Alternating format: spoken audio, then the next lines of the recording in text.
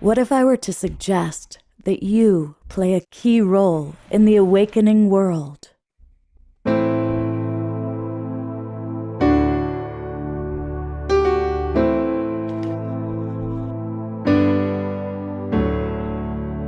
that you are watching this because you have heard the call.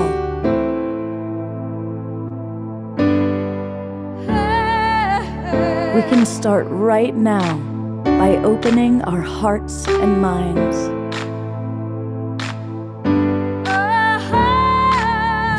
Welcome to the awakening world.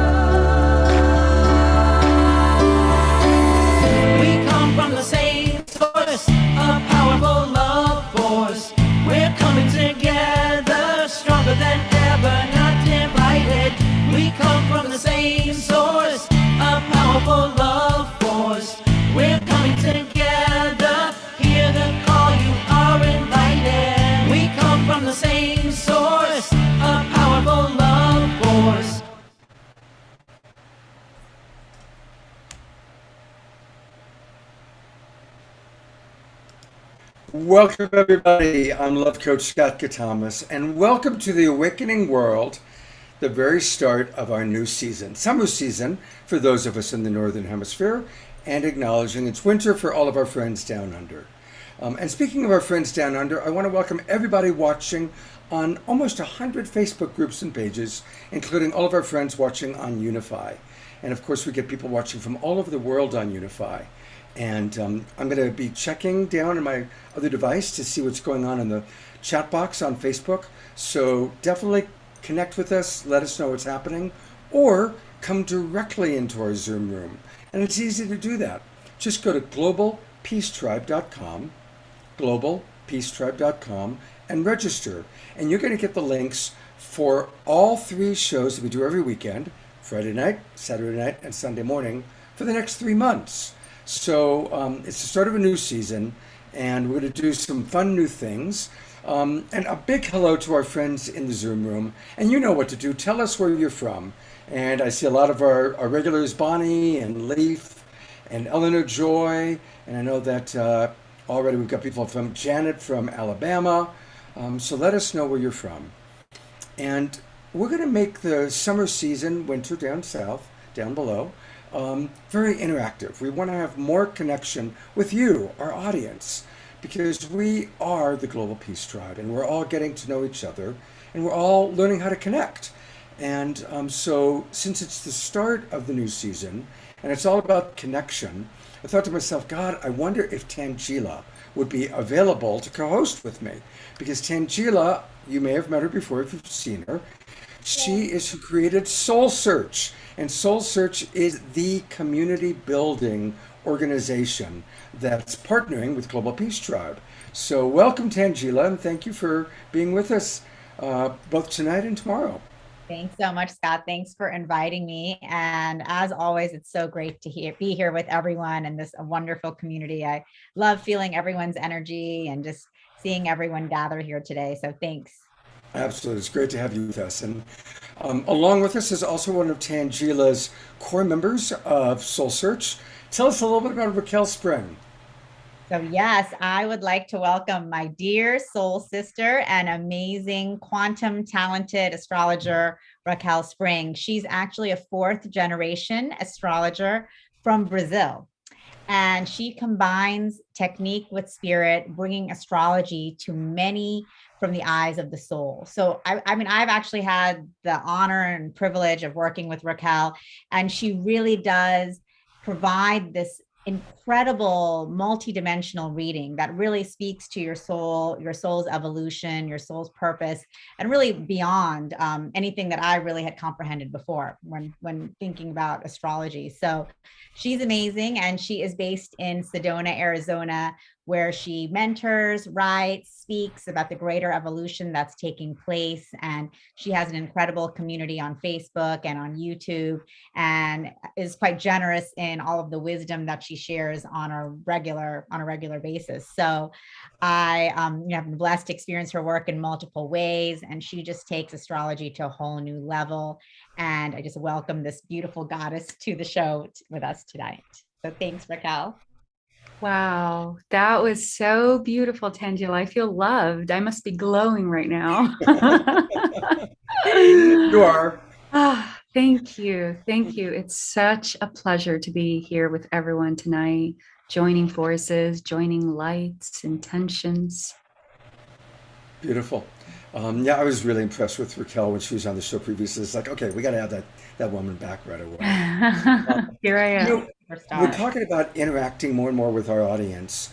And I don't know, maybe 6-9 months ago, I started getting messages from somebody who was a regular watching the show named Omoshar. And he was kind of shy. He was like, well, I'm a musician and, you might enjoy my music. And so he sent me his links to his YouTube channel. And I go, wow, this guy is good. He has officially become the house musician for the awakening world. This is Omoshar. And he's going to bless us with at least a couple of those songs tonight. That is right. Thank you so much. And last weekend when we were talking about what we want to have more of on the show, people are saying more magic. You used to have a lot more magic on the show. Where's Paul Draper? We want Paul Draper. You asked for Paul Draper, you get Paul Draper. What? Hi. So we're going to have definitely magic from Paul and a lot of interaction with all of you. And then a little later on, Nicole Keating is going to be joining us. And we are going to play a couple of videos of some of your favorite things. So we've got some wonderful surprises in store. So welcome, everybody. It's going to be a fun show. And turn on your cameras. Chat us up in the Zoom room. If you're watching on Facebook, go to globalpeacetribe.com and register, because we're going to have a really, really fun time tonight. It's going to be a great show. I want to acknowledge that it is Gay Pride Month. And we are very inclusive in Global Peace Tribe. We respect all faiths, all religions and spiritual development. We respect all genders, and we definitely celebrate Gay Pride Month. And one of our favorite musical artists is Nina Gray, and you'll see her on the show live, no doubt, in the next few weeks. But I asked her if she would be willing to create a video for us that I could play throughout Gay Pride Month. And she knocked it out of the park. She made this just for the awakening world. And it's beautiful. I really, really love it. So let's hear what Nina Gray has to sing about love and the beauty of all forms of love.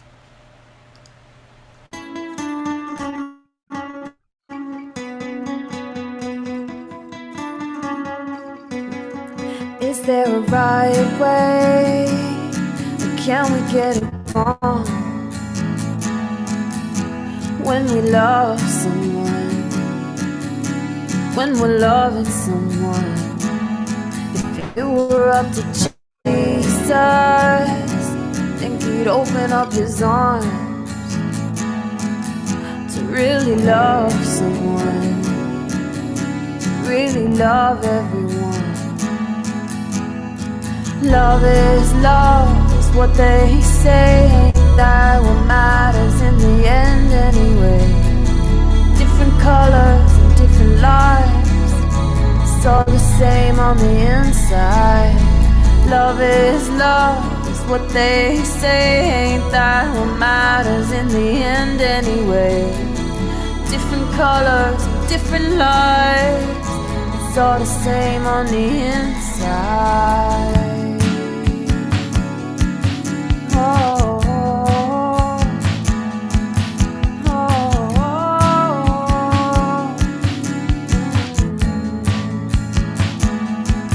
She spent a long time thinking there was something wrong, journaling at midnight, feeling so alone. He spent a lifetime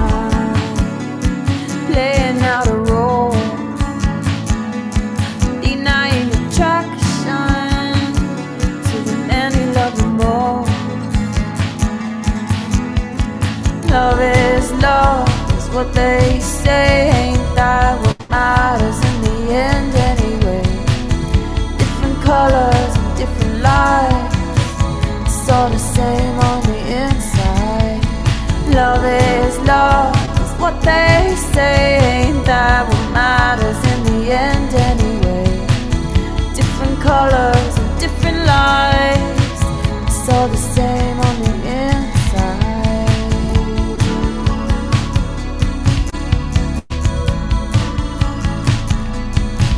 Oh, love is love is love is love is love is love is love is love is love is love is love is love is love is love is love is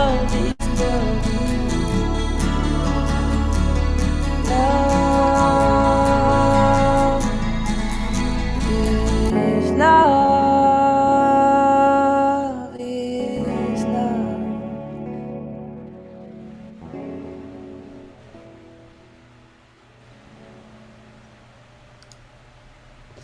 Isn't that the sweetest video, Tangela? Oh, so fun, so beautiful, just really straight from the heart. So love it. She's amazing. Nina Gray is so talented. She is. She's actually one of our absolute favorite musical artists. And, you know, she is such a kind human being. And that's one of the things that I really love about our favorite Kristen Hoffman, Cornflower, Nina Gray, you, and the whole Soul Searchers. They're just really kind, wonderful, humble human beings. So this is the time when we get to chat a little bit, and I would love for people to get to know you more because we're going to be collaborating a lot. People are going to be getting to know you and Soul Search. And so I'll show you a video, your Soul Search video, and then we want to learn about Soul Search, but we also want to learn more about you, Tangela. So, Sure. but here we go. We'll start by taking a look at your video. During these extraordinary times, are you seeking friends and collaborators, like-minded, brilliant, beautiful souls who want to be a part of creating the new earth? Here is the answer. Welcome to Soul Search.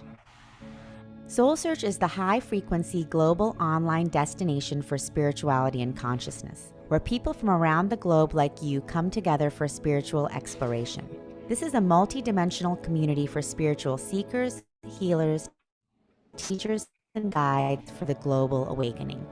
With Soul Search, the spiritual seeker can easily search for and connect with healing modalities, spiritual teachings, practices, and practitioners. You can explore high vibrational online and in-person spiritual events across the globe. Within the Soul Search community, you can join groups or take courses for your spiritual journey. With Soul Search, you are part of an inclusive, growing global community for consciousness. For spiritually conscious practitioners, Soul Search connects you to a global audience seeking your services. Build your credibility with a robust profile that demonstrates your expertise and experience.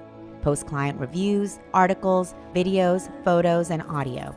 You can create secure and private online communities for your groups and clients. Be a part of an awakening community for spirituality where you can collaborate and connect with practitioners and seekers. Whether you are a spiritual seeker, healer, or just curious, join soulsearch.io today. Don't miss out on this opportunity to be part of our high vibration community for the global awakening. We're excited to be connecting with your soul and radiant light. So how did this start? What was the starting point for you, Tangela, to create Soul Search? That's a great question, Scott. So actually, the starting point is that I was living in New York City. I was a tech entrepreneur there, but I was also, very spiritual and spiritually minded, and was hosting some events at my home, cacao ceremonies and things like that. And a lot of my friends, would come, and they were not really, spiritual or interested in spiritual, they were not meditators, had not been on retreats, anything like that, but they would come and they would share and take part and really feel an impact and feel a shift. And then afterwards, they would start coming to me saying, well, what happened there? What was that about? Like, I felt something shift. And do you know where I could learn more? Or who can I contact to find out about this thing about myself? And I just saw that, more and more people were really seeking and really searching and were looking for guidance. And I was making recommendations, but I realized that there wasn't a place and a destination that people could really go to search for practitioners to work with, search for healers, to explore different modalities, to connect with community, and just find new experiences. So that's really how Soul Search was born, because I was like, wow, like, this world is shifting, world is awakening, and people really want to connect. And in many cities, you don't really have the opportunity to go to in-person events or meet many healers, guides, astrologers like Raquel in person. But, the reality is a lot of these practitioners like Raquel can work with anyone, anywhere in the world. So the opportunity now is for people around the world to be able to, from wherever they're sitting, whether they're in Milwaukee or whether they're in Jakarta, Indonesia, they can actually go to this platform. They can explore different modalities that they may have never heard of. They can connect with healers, practitioners, teachers that they can work with, and also find community, find new friends, find courses to join, become a part of different groups. So, and join online events, which we have a lot of. And so this is just the birth of a whole new awakening community to help people around the world to really connect, explore, and just step into this new earth that we're creating together. Beautiful.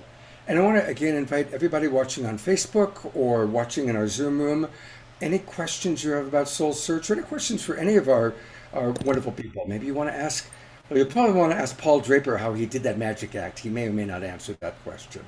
But Tangela, what are the best ways at this point for our audience to get involved and to interact with you in Soul Search? Sure. So, well, we have an active community that you can join. So when you go to our website, which is soulsearch.io, if you are looking for a practitioner, you can just go on there. You can search by different categories.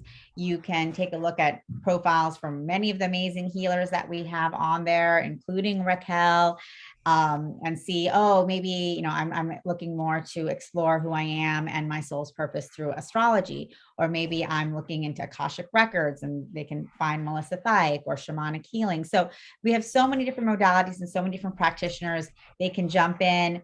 You can go to our blog section or our galleries and just search and look at different videos or articles. And we have a whole community section where both our practitioners as well as our community members they're a part of, and you can interact. I actually ask questions. We have a different theme every month. So June was multidimensional month, and we were asking all kinds of questions about people and their multidimensional experiences, if they've connected to their angels and guides, or if they know their star families. So it's always fun to see what people are saying. July is bringing the sacred into daily life. So we'll be exploring that theme. And we just welcome all of you guys to jump in and join us. And you can ask questions. You can respond to questions. We also have a lot of events posted there that are online events. So no matter where you are, you can attend these online events. And, there might be ceremony, activations, meditations, online fairs. And we do, I think Laura is asking if we have QHHT hypnosis practitioners. I know we have hypnosis. I will check to see if we have QHHT, but that's a great question, Laura. Thank you. I will look into that and get back to you, or you can search and I'll see, but I'll see if we have someone. And then also we have different groups. So a lot of our practitioners are now starting their own groups on Soul Search. So you can join those groups. We have one called Psychics in Training for people who are interested in developing their intuitive capabilities. We have one on dream alchemy. So there's different groups that you can join. And I know a lot of our practitioners are starting new groups every week. So and as well as you can take courses. So we have a lot of different ways that you can get involved, and you can just jump in and see who's on there and start connecting. And if you see a healer that you'd like to just chat with and ask them more about their work and what they do, you can do that as well. So it's meant to be very interactive. It's all inclusive, and we welcome all of you guys to come join our Soul Search family. I noticed in the chat box that Susan wrote that she found somebody through Soul Search. So that's cool. Just right off the bat, she's right. Tangela, we found someone through your platform to work with, and it was very helpful. So there you have it. I'm going to That's awesome, briefly go Susan. to the Thank you. website. And again, it's soulsearch.io. And there's lots of ways you can find healers, guides, events, courses. And of course, this is just going to keep growing and growing and growing. And Tangela and I are going to be working on setting up a whole TV platform where we're going to play some of our favorite segments. So if you're missing Paul Draper Magic, you can go and find all the Paul Draper video snippets. Or if you're wanting to hear Kristen Hoffman sing. So we're going to really create something very, very fun that way. So it's going to keep growing and building. Exactly. That's great. Yeah, we're going to be launching Soul Search TV, which is going to be really fun.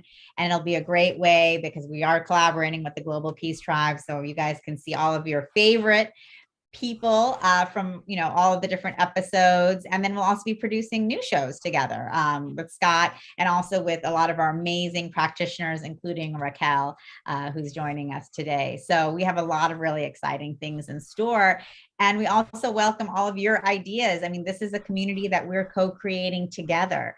So any questions you have about it, any ideas you have about it, how programming, different new categories, new sections, anything, you're always welcome to reach out. I'm on the community all the time, so you can always just reach out to me directly, and we can always have a conversation. And excited to do that with you guys. Fantastic. Well, speaking of practitioners, here's one of our guests who's going to be with us through the evening. This is Raquel, and I would love for our weekend is all about the start of the summer season, winter for people down under. It's a new chapter in life.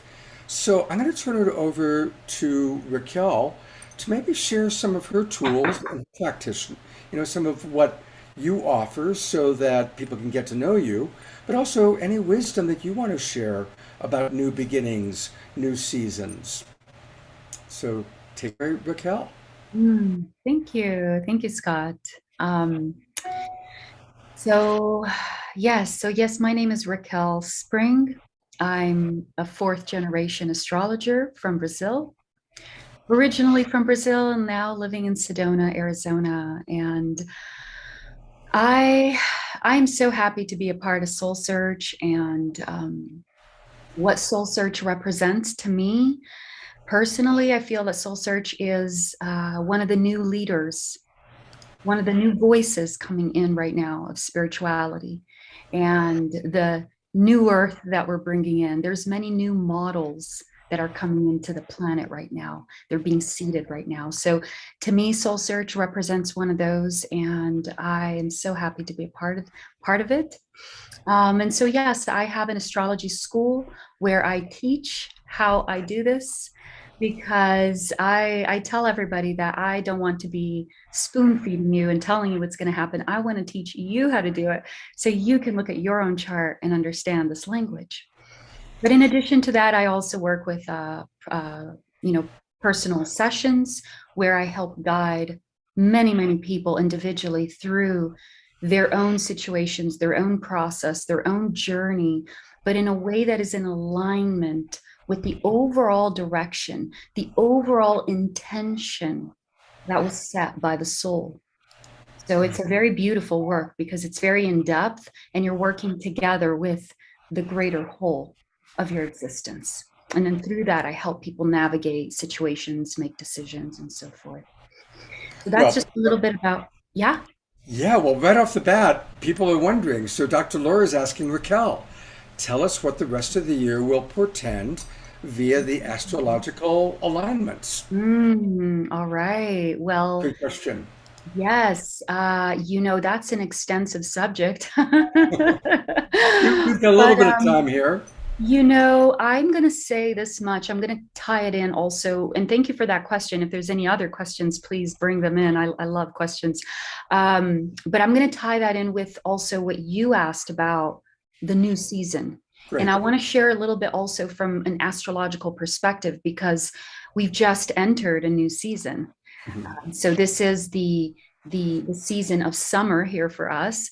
And, in astrology, this stage of the year, the season of summer, is really a season of growth, because the previous season is spring, and spring in astrology is a very, very important starting point.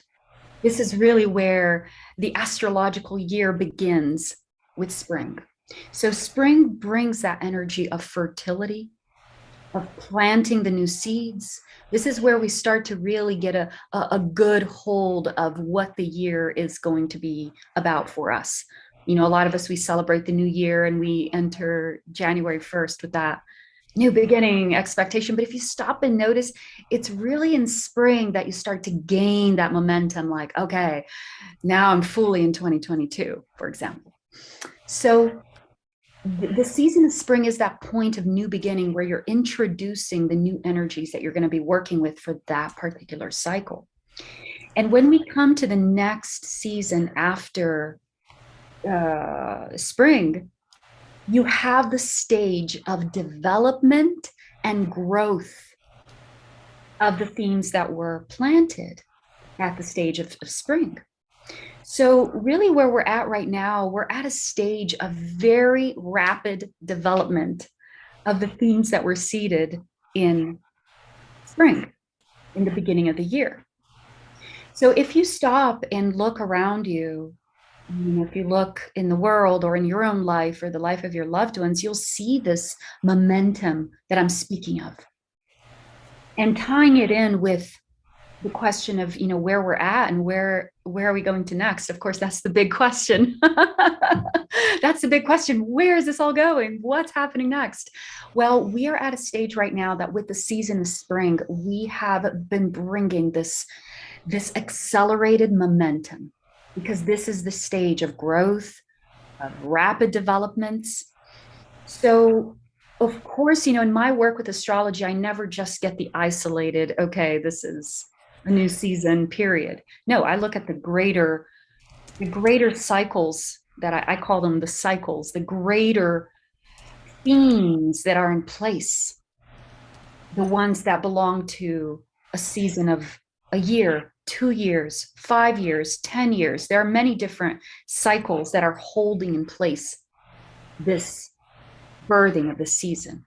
So instead of just looking at the birthing of the season, I look at the context through which the birthing of the season is happening, so we can get a really good understanding of what that momentum is about. So right now what we're having is we're experiencing this really intense, accelerated momentum where we're heading into this phase of about a year or a year and a half where things are going to get really intense. And this is a very beautiful phase, because this is the final stage of that ending of whatever it is that we're transitioning from and into something next. Because we're in the middle of this transition, and just this in and of itself is worthy of its own, there's a lot to say here. But this is the stage right now. The next few months are going to be very accelerated. And right now, each of us are having a big flow of energy come into our life. This month of July, and especially August, you're going to see this, that many people are having this accelerated momentum coming in to help them take action. So the action that we're all taking, this is different to everyone. It really has to do with where, for example, Taurus, the sign of Taurus, is in your chart. We all have Taurus somewhere in our charts. Right now, the energy of Taurus is an energy that's bringing some of that accelerated momentum, a good part of it. So your Taurus house is actually would reveal what area of your life is in alignment with your soul's intention for being here. in the context of the greater evolution, the greater transition, and it'll show you where that influx, that momentum is coming from, where you are supposed to step into and take action no matter what.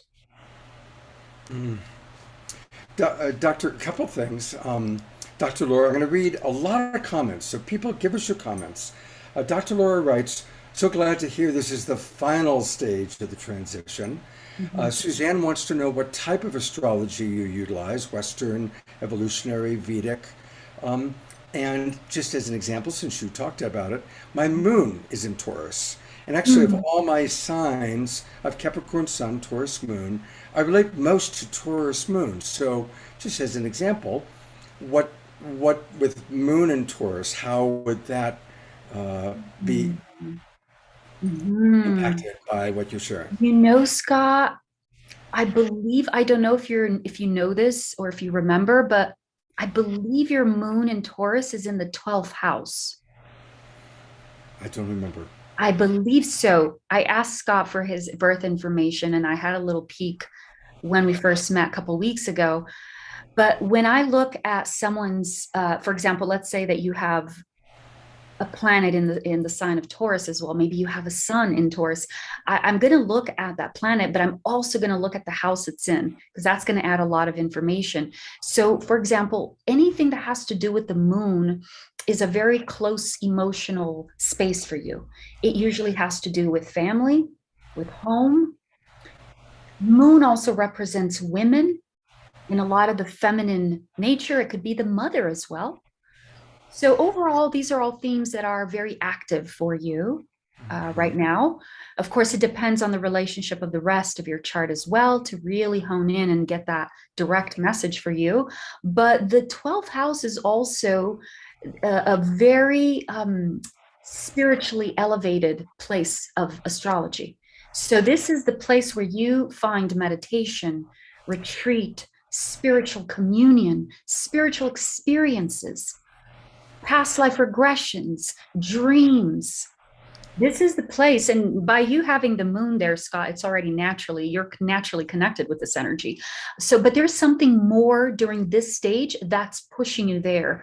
And an interesting thing, I remember speaking to you recently and you said that you were a little under the weather also. You got a little sick a few weeks ago or a few days ago. And it's interesting because the 12th house, it's also where when spirit is trying to get your attention, it can use health to get you to stop, to slow down, because the essence of the 12th house is silence and communion with spirit. Wow. Yeah. So looking at your whole chart, I would get a deeper understanding of why is it that spirit is calling you to this place of communion right now. We can see what's going to happen, in 6 months from now or in a year from now, and what's contributing to this preparation that you're going through with this energy. I mean, you called it. I mean, honestly, I'm blessed. I'm a really healthy guy, and I got COVID, and it knocked me on my butt. Yeah. And for 10 days, I was operating at about 10%. So it was a lot of, but I was here in this home. I've got this whole house to myself, and I just did a lot of meditation, a lot of listening to, tapes, and just I couldn't be functioning on the computer, so I was in a deep inner time. So you really called it. Yeah. All right, well, It's really interesting to see how things happen in alignment with a greater. It's not just a coincidence or, I just had my immune system low, But I want yes, to bring it back to other people. So Janet's from Alabama writes, between frequencies, there's chaos as the material world catches up with the newer frequency. Cymatics reveal this when newer frequencies are introduced to the sand on the speakers as it jumps around in chaos with newer frequencies until the newer pattern emerges with the new frequency. Wow, that's deep. Thank you, Janet.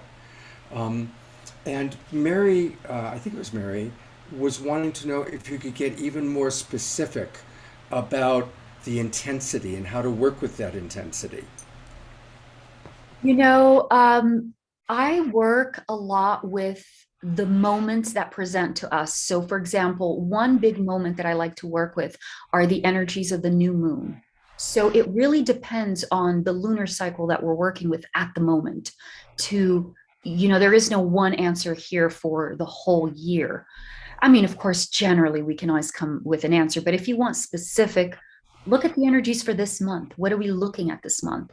And this month, you're welcome to check my YouTube channel if you want to go deeper into this and understand more, because I've got whole videos where I go deep into what this means. And I know a lot of concepts may seem rather abstract as well, especially if you're hearing it for the first time. So that's where I do offer deeper guidance and support in this. But this is a month where we're working with an archetype in astrology that we call the Black Moon Lilith. So it really is a phase that we're being made to look very deep at some deep emotions. This is a month where a lot of emotions are coming up for people, a lot of situations that brings this quality. The Black Moon Lilith has a quality of deep emotions that can even be associated with rage. Now it can even be rage for just the state of the world and realizations about life and about, the reality of where we're in, and just, but this is a quality that is rising in the world this month of July. So, everything is very relative as well to your chart. This is something to keep in mind. So there is no one size fits all. We're all experiencing this period. But it is a starting point. The Black Moon Lilith energies, they were highlighted. They were the main signature that was highlighted on the new moon. The new moon happened conjunct the Black Moon Lilith. So this is indicating an energy that we're being made to go very deep and look at these themes that have been buried and suppressed for generations, for lineages, for many, many lifetimes for a lot of us. And this is happening collectively so that we can really bring to the surface the things that we've been denying and not wanting to look at. Mm-hmm. There was a question, you said, was it Black Moon Lilith? Mm-hmm. So what does that mean? Tell us more about that. Someone's asking about that. Yeah, so I mean, I could go deep. That's why, there's many videos on my YouTube channel about her. But the Black Moon Lilith is an archetype in astrology. She is a point in the sky that refers to the farthest point of orbit between the moon and the earth. So whenever the moon reaches her farthest point in her orbit with the earth, that point, there is an actual measurable mathematical vortex there, an energy that is measurable, and this magnetic field over there, and it's very mysterious, right? I just let's not go into details about that, but there is a force over there. And so of course, after many much research on it, they found that every time a celestial body moved close to there was the effects, the influence. So they started to study that.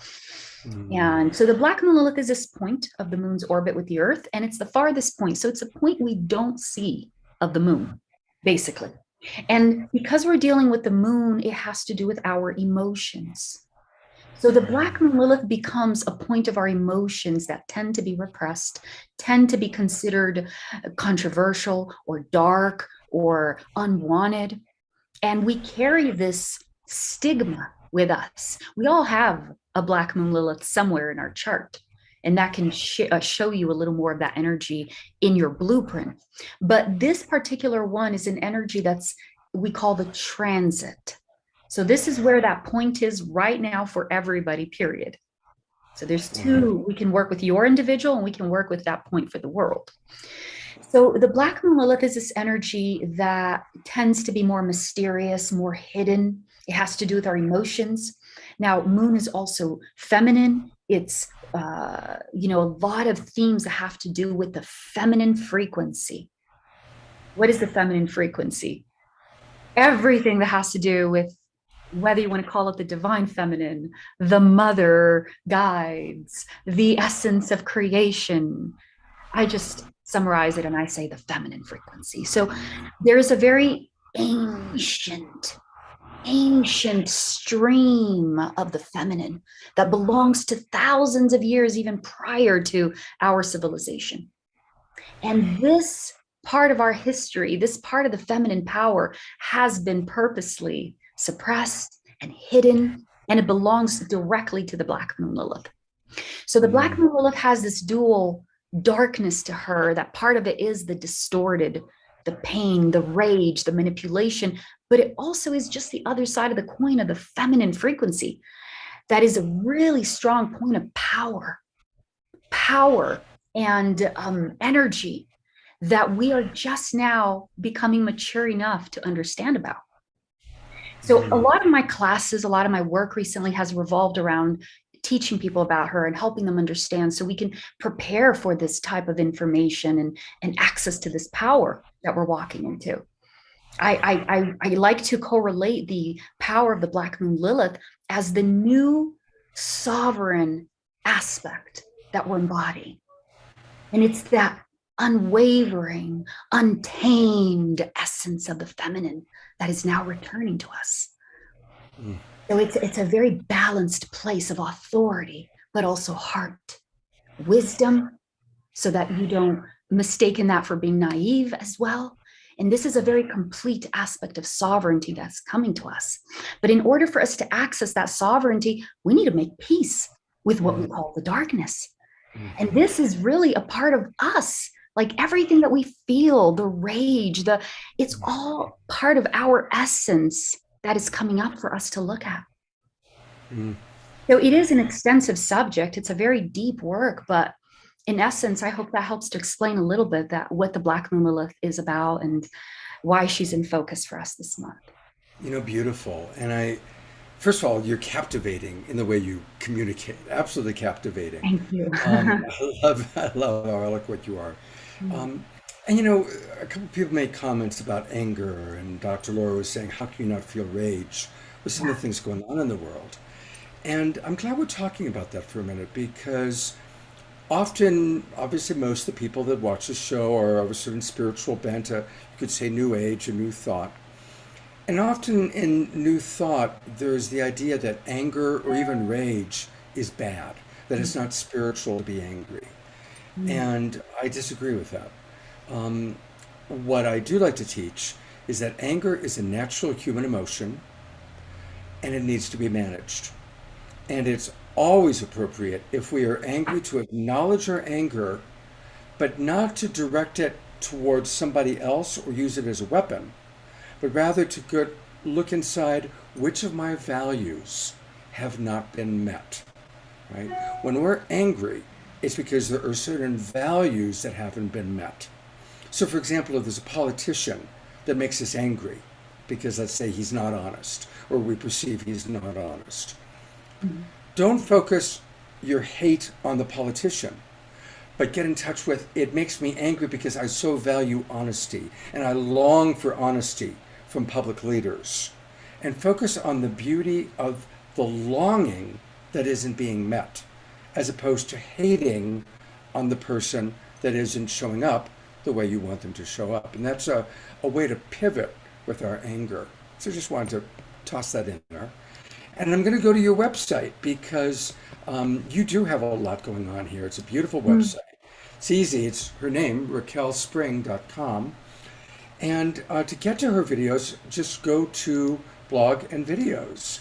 And I see you've got a lot of wonderful videos here, including right there, month of July activates the Black Moon Lilith. So there it is. The first video is the one you were just talking about. So that's where we can go and learn much more about it. So, and I do these videos once a month where I'm covering like what are the main energies for the month that we're looking at here, and I really like what I tell my community is like, I'm not going anywhere. I'm going to be here next to you by your side to help you navigate this transition. We're all in this together. There's no way out of this. We signed up to be here, and I'm going to do my best to guide you through this using the wisdom of astrology, the language that they're sharing with us to help us understand. And together, we're all joining forces and using our gifts and our understanding of this to help support each other during this time. Beautiful. Dr. writes, the ancient feminine feels like Mother Gaia to me, and Mother Gaia has every right to feel rage. The Black Moon Lilith is an archetype that is directly related to Gaia, Gaia's womb. This is so powerful. I love that you tapped into that. Oh, beautiful. And Andrea's asking, how do you find the Black Moon Lilith in your chart? Well, a very easy way you can do it is you can go to the internet and you can just research Black Moon Lilith astrology symbol. And if you put that and you go to images, it's going to show you the symbol for the Black Moon Lilith. And then you just see where that is in your chart, what house and what sign. Now, of course, if you want to really understand what that energy means for you, you're absolutely welcome to check out my personal sessions where I dive deeply with you into all of these energies as they relate to your journey here, your personality, your purpose, and so forth. The chat room is just flooding with comments about Black Moon Lilith. This is really alive with So people. fascinating. You know, there's not many astrologers that talk about her, but she just suddenly decided to become alive to me in 2019 everywhere. And I couldn't deny her. And so I've been in this very intimate and close journey with the Black Moon Lilith. And today she's just become one of the signatures of my work with astrology. And because I'm one of the few astrologers talking about her, people are very curious. You know, I see this as like she's ready to come out in this aspect of sovereignty, because it's what you were talking about, that anger. This is very much a Black Moon Lilith signature. And going a step further in what you were sharing about just feeling the anger. And yes, it's not about suppressing it at all. We are learning how to find the healthy outlets for it. But taking it a step further in my personal work with the Black Moon Lilith, this aspect of rage, when you understand it and when you're not afraid of it, when you can meet it, sit with that theme, with that rage, and learn. In the beginning, you have to train yourself, but really learn how to meet that emotion as if it was a dragon or a beast. And you're sitting with that just face to face without moving. And when you can learn how to commune with the essence of the Black Moon Lilith, whatever rage it is that you're feeling, in that state of pure relaxation, there's a very powerful dynamic that happens, an alchemical reaction that happens in your body. And this is where you really start to understand the power of the Black Moon Lilith in her sovereignty. And then what I'm starting to teach people now is how to be a step ahead, where you can have the experience and you can feel the power of that experience, but without necessarily the emotion that drags you down of the rage. So you can feel the power of it, but without the distorted emotion connected to it. And this is one of the ways where you start to really understand, wow, it's part of my essence. I can use this to stand with confidence, to talk with confidence. It's fascinating. You are the perfect example of what people can find on Soul Search. I mean, really, in fact, I'm going to invite you to do an entire Sacred Sunday with me, because Thank you. And we're getting so many comments from people. People are really, really enjoying this. Tangela, she's your gal. Have you had a chance to have a private session with her? And if so, what did you learn? What did she? Yes, I have had the honor of doing a private session with Raquel, and it was amazing. And I mean, as you guys are hearing today, like, I see all of the comments in the chat, the fascination with the Black Moon Lilith, and, just hearing the way that Raquel is relating astrology to the emotions that we are feeling and that come up, and how we are to deal with them, and how that reflects back to us as individuals, but also in context with what's happening with the wider evolution in the world today. So it's really incredible how, Raquel really connects this astrology on so many different levels. And when, working with her personally, I've also found it was just incredible to be able to have this experience with her, to dive deep into my chart, but then also really understand, okay, how does this relate? How does what I'm doing today relate to, what is happening in the world today, and where we're going in the world,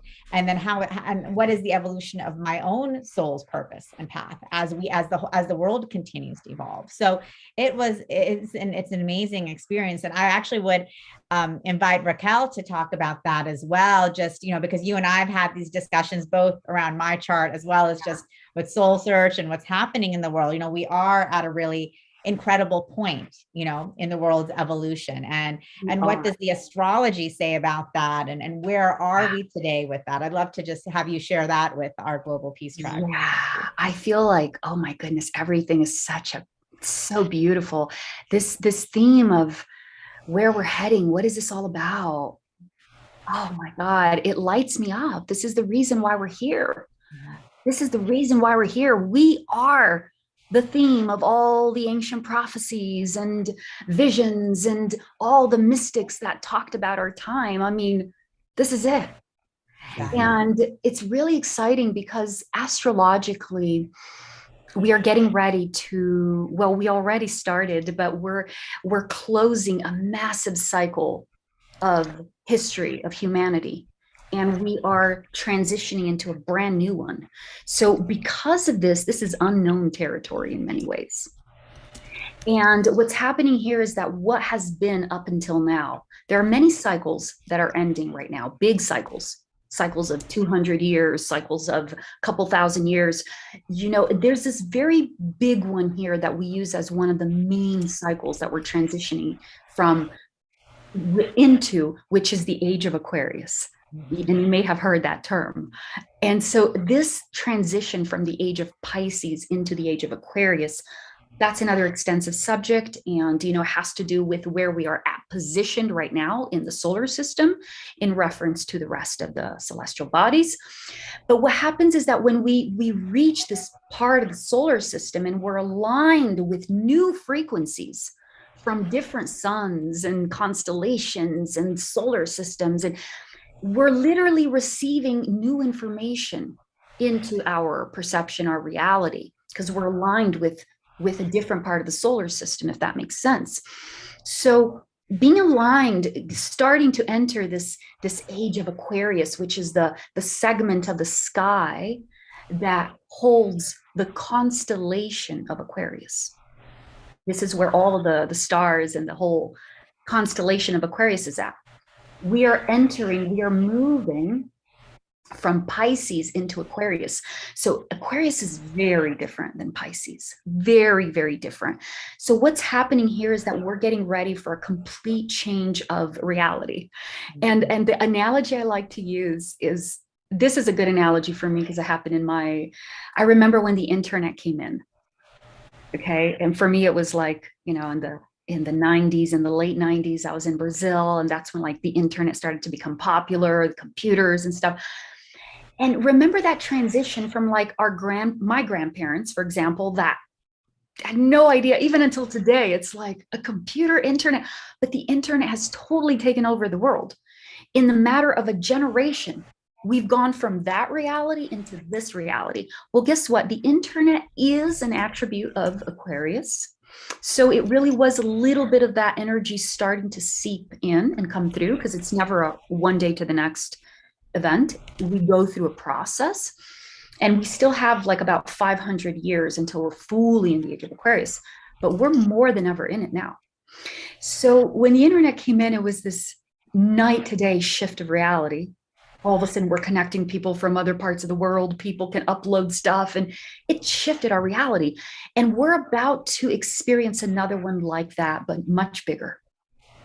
So this is going to be, especially after the year 2024, is the big landmark for where this energy starts to be anchored into our reality. Right now, what we're experiencing is the ending of the old system.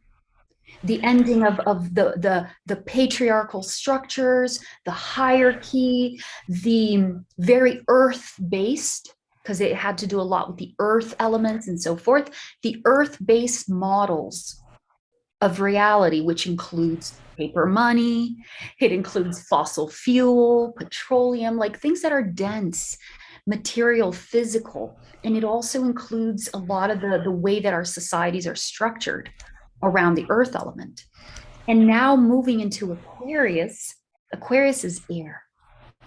So, and Aquarius is the most intelligent of all the air signs of the zodiac. So with the age of Aquarius coming in, we're receiving a massive upgrade in consciousness. This is the bottom line of it. This is why you are hearing this word called awakening in so many places. And so many people are speaking of the Great Awakening. Well, in my language, using astrology, it's really just a quantum leap in intelligence, because Aquarius is associated with forward thinking. It's the most intelligent sign of the zodiac is Aquarius. There, that's where the geniuses come from, the scientist, the very forward thinking with the solutions from the future. So Aquarius is that energy. And so we are bringing that energy in, which means we are going to see a massive shift in the structures of our society. We are going to see a shift in the way things are conducted in our society. The old is not going to work anymore, but it's still going to take about a year for people to catch up and be like, okay, we're done with that. That doesn't work anymore. Waiting for a president to come and save us, like, not going to work. Another feature of Aquarius is the community factor. So kind of distributing the power to maybe the states or the people, and kind of having a little more of that equal understanding and equal say in things is also another attribute that's coming in. Our education system is going to be changing. New technology is going to be coming in so fast. Trust me, when 2024 comes, it's going to be fast from that point on. I hope that helps to explain a little. I don't mean to steal the whole show here. No, but that was amazing. And I think it's beautiful how you related, these topics that we're all talking about. I mean, that's what Soul Search is here for. We're here for the global awakening. We're here to create community around, this new earth that is now, being given birth to. And we are birthing this new earth together during this age of Aquarius, as part of this age of Aquarius. And to finalize, Tangela, my work today is not just to help generally people understand what's happening, but also individually, where does your path moving forward fits into all of this? What does it mean for you today? Does that mean that next year, like where are you going into next? What is your participation, your contribution to this stage that is so pivotal for humanity? So yeah, and this is, I feel like what Soul Search also offers is this like opportunity to step into the new model that we're bringing in even now as we speak into our reality, helping people look beyond the traditional ways of spirituality and the practices and start to expand. Everything is new and we're growing. Yeah, exactly. And this is a whole new paradigm that we're building together, and that is just evolving in front of us. And as Raquel just showed, these are topics that we talk about in spiritual community, but they're really, underpinned by what we can see in astrological terms as well, that this is this whole new age of Aquarius bringing forth this, birth of new systems of government, of education, of health, of money, finance, economics. I mean, we are ready for huge transformations and huge shifts. And again, it's up to us, because we are the creators of our own reality. Are we bringing forth these transformations and transitions with love, joy, peace, grace, and ease? Or are we going to look at them with fear and dread and chaos and despair? And, I think with Raquel, it's really beautiful, because when you're able to see your own individual place in this larger evolutionary process that's taking place, you begin to understand that, I'm also a creator in this process. I'm a creator of this evolution and transformation taking place. And I have a say in how this is moving forward, because I actually chose to incarnate here during this time to do this work, to be part of this incredible movement happening. So, I think it's beautiful, Raquel, how you bring all of this together, from the astrological perspective to everyone, and how it's also empowering when you're looking at it from that perspective as well, because you can see your own sovereignty.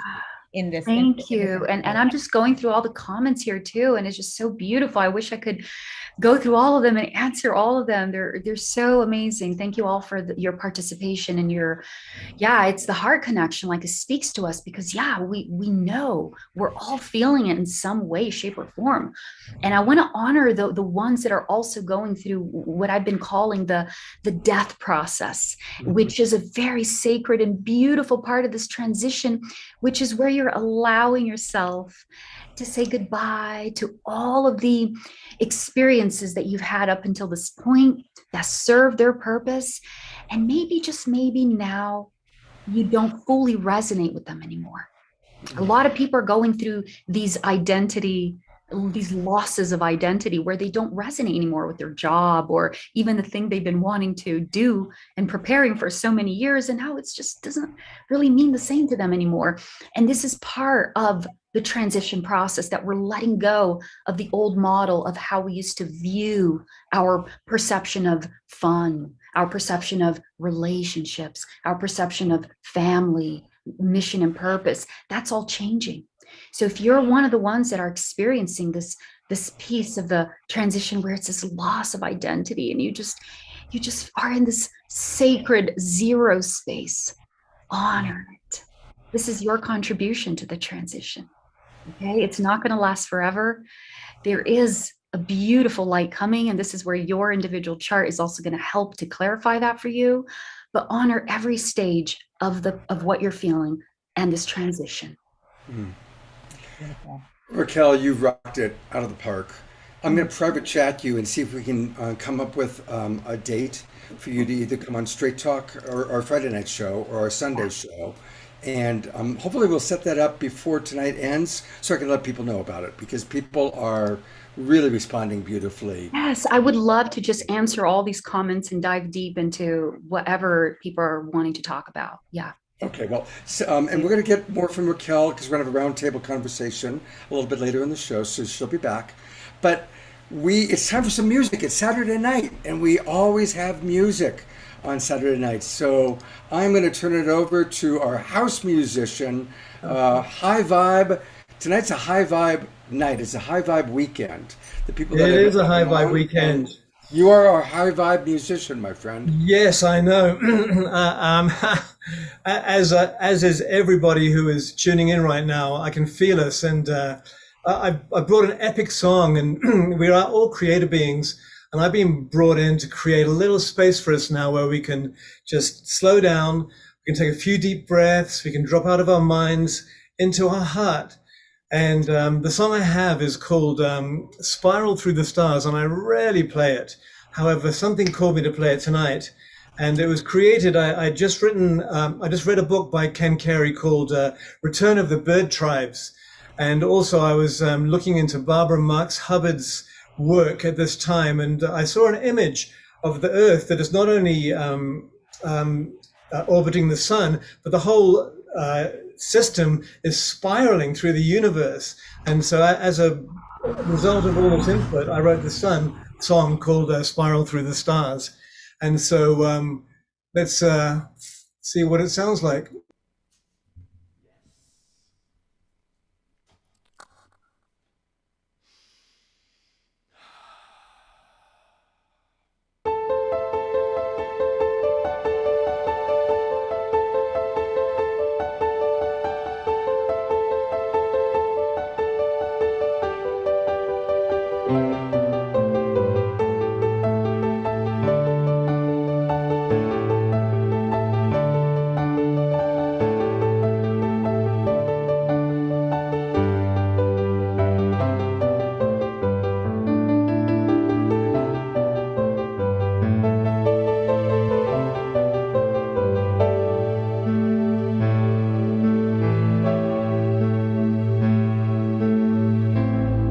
This tale I tell, it has no ending. I'd like you to know we are all on an incredible journey, a heavenly glow. I've been looking at you in your homelands, watching you grow, weaving light into creation, a heavenly glow. I have been inside you for so long, I will be with you forever. Come with me, let's spiral through the stars.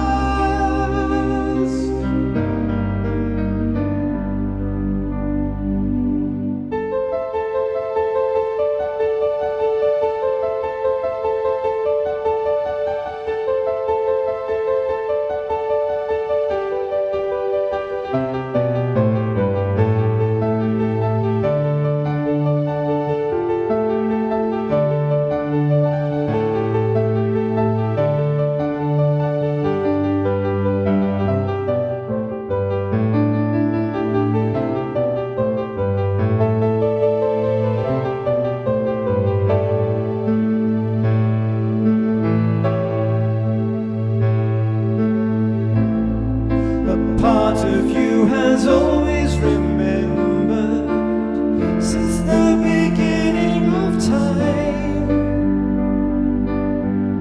Through your hearts you felt my presence, a knowing sublime.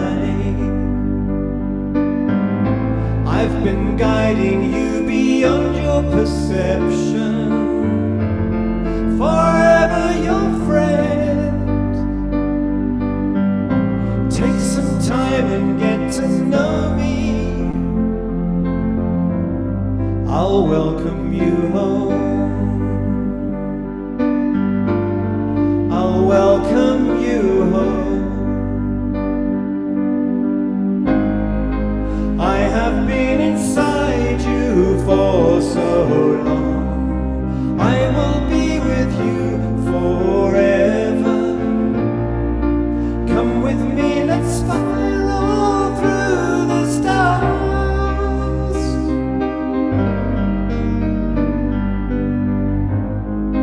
We have been inside you for so long. We will be with you forever. We'll come with you and spiral through the stars.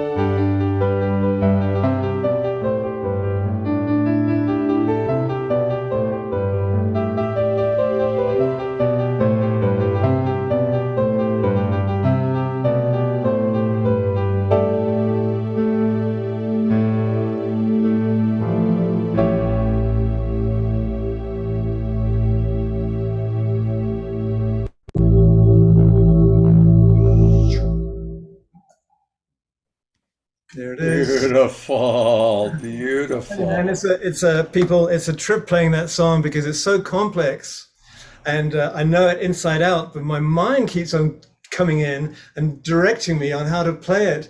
And most of these songs are played from pure presence and not from the mind. And so this is just a good exercise for me to know when I'm fully in my heart or just acting from my ego. And so with that, thank you for listening. Well, thank you, Omashar. And, I put into the chat box, of course, Omashar's YouTube channel. And I just want to encourage everybody, that's where you can get some really wonderful Omashar music. And so you go to YouTube, like I did just now, and you put in Omashar music, and there it is. And of course, last week I played the Kingdom of Gold video when he was at the Relaxpansion Fest.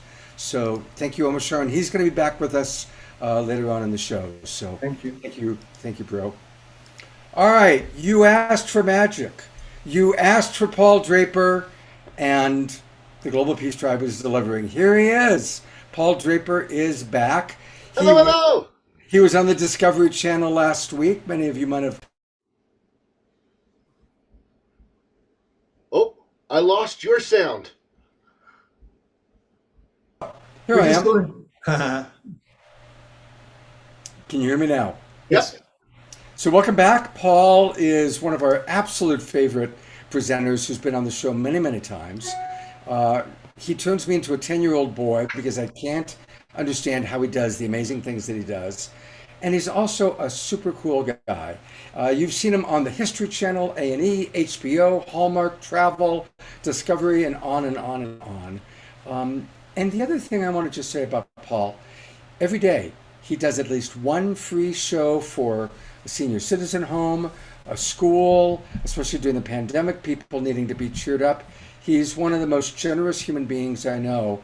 And a lot of the Global Peace Tribe people have reached out to you and you've supported them. So thank you, Paul.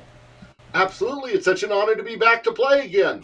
Okay, time for a little magic. So like Let's Scott said, like Scott said, one of the goals of Magic is to turn us back into 10-year-olds. One of my favorite things to do in the summer when I was 10 was take a quarter down to the machines at the local 7-Elevens, right, and turn it into a ball. Get some sort of, I lost it, get some sort of toy, something fun to play with, make sure that I could pretend to be a magician. And remember, always it's about having a ball. It's always about having fun with everybody and sharing that. So what I'd like to have is I want someone from the audience who's not one of our normal speakers, because now we have this new venue. You can play. Somebody raise your hand and say you want to come on and play, and maybe one of our hosts will bring you up on screen, co-spotlight you with me. Sandra, did you raise your hand?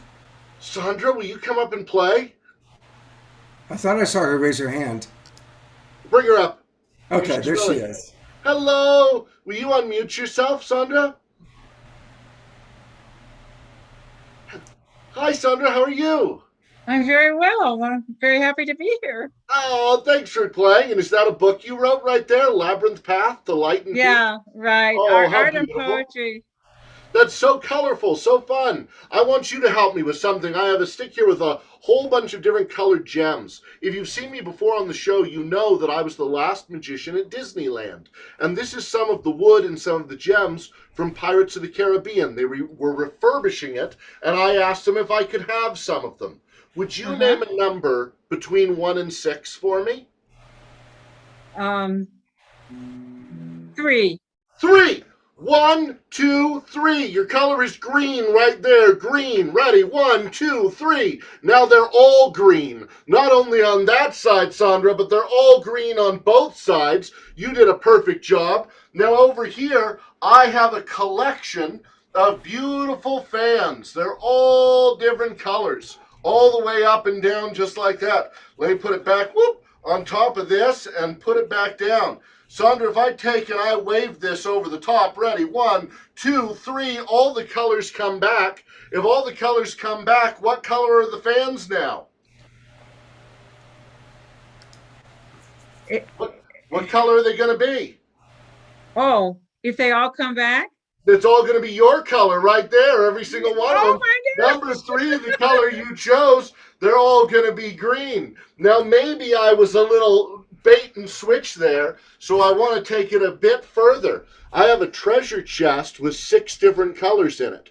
Which one is your favorite? I think the yellow. Yellow. Right there, down in front, you chose that your favorite is the yellow. Now, right in here in this drawer, I made a prediction before you even raised your hand. You didn't know you were going to come on. I didn't know you were going to come on. But I made a prediction of what color I thought would be chosen tonight. And in here, I have one color and one color only.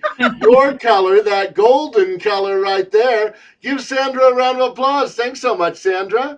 Oh, Great job, Sandra. Great job. Great job, Thank Sandra. you. Okay, I'd like to bring up somebody else. Is there time to bring up one more person? Absolutely. We got plenty of time. Bring up Who else somebody wants to play? Who wants to play? Don't be shy. Raise your hand. Join us. All right, Josie Ann. Josie Ann.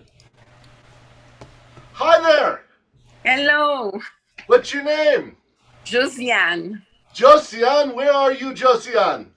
I am in Miami. Miami. Oh, I was just in Doral just a few weeks ago. What a beautiful place, Miami. Yeah. So I have a deck of cards. All the cards are different on this side. They're all different playing cards. But on the back, they're all different cards from all different casinos. See, they're from all different casino cards in Las Vegas. All different cards. Have you ever been to Las Vegas? Yes. Yes. Inside this box, I have a prediction. So this is what we're going to do. You're going to stop me on a card. I have the Sands, the Link, Caesar's Palace, Sahara, anyone you want, Excalibur, another Caesar's, Bally's, Giordano's, Sahara, Red Rock, Bellagio, Las Vegas Casino, the Dunes, the Golden Nugget, any of them. What one do you want? Mandalay Bay. Excalibur. We'll go back a little bit to the Excalibur. There's the dunes, the Las Vegas. Right there is, can you read it on there? I don't have Yes, it glasses. says Excalibur. Excalibur right there. We'll put that one right here. Now we'll go with the face cards. You stop me on any number card. 3, 5, 2, 5, 6, Stop. 2. Oh, do you want the 2 of diamonds? Six. The 6 of hearts. 6 of hearts? Yes. Yes. Okay. The 6 of hearts right there. Now inside of this box, I have a prediction of what I think you will choose. And that prediction is, oh no, oh no, oh no. Yeah, it says the Luxor. Wrong And one. the 7 of diamonds. The Luxor and the 7 of diamonds. I'm in trouble. You didn't choose the Luxor or the 7 of diamonds. But luckily on the back, you got the 7 of diamonds, and that is the Luxor. Oh, wow. Give her a round of applause. Great job. I'm so glad that we chose you. You're the one. We can send her away now. Thanks so much. Coming all the way from Miami. It's important to remember in this show, I like this as an explanation. I have some earth, some air, some water, some fire. It's important that the water of the earth and the earth itself, we have to protect the water to keep the earth healthy. But we have to also have the water and the air, keep the air healthy to keep the water healthy, and the water to keep the earth healthy. And sometimes fire, that alchemical fire in ourselves, or sometimes the fires that burn, we use them in order to reestablish and cleanse the air, the water, the earth, all of the pieces connected, every single one of them. The only problem is we don't always have the ability to see how they're connected. We know that they are, we're taught that they are, but we don't know. Even when we break it apart piece by piece, inch by inch like science and look inside, they don't seem to be connected at all. But we know in our hearts that they are, and that we have to all work together.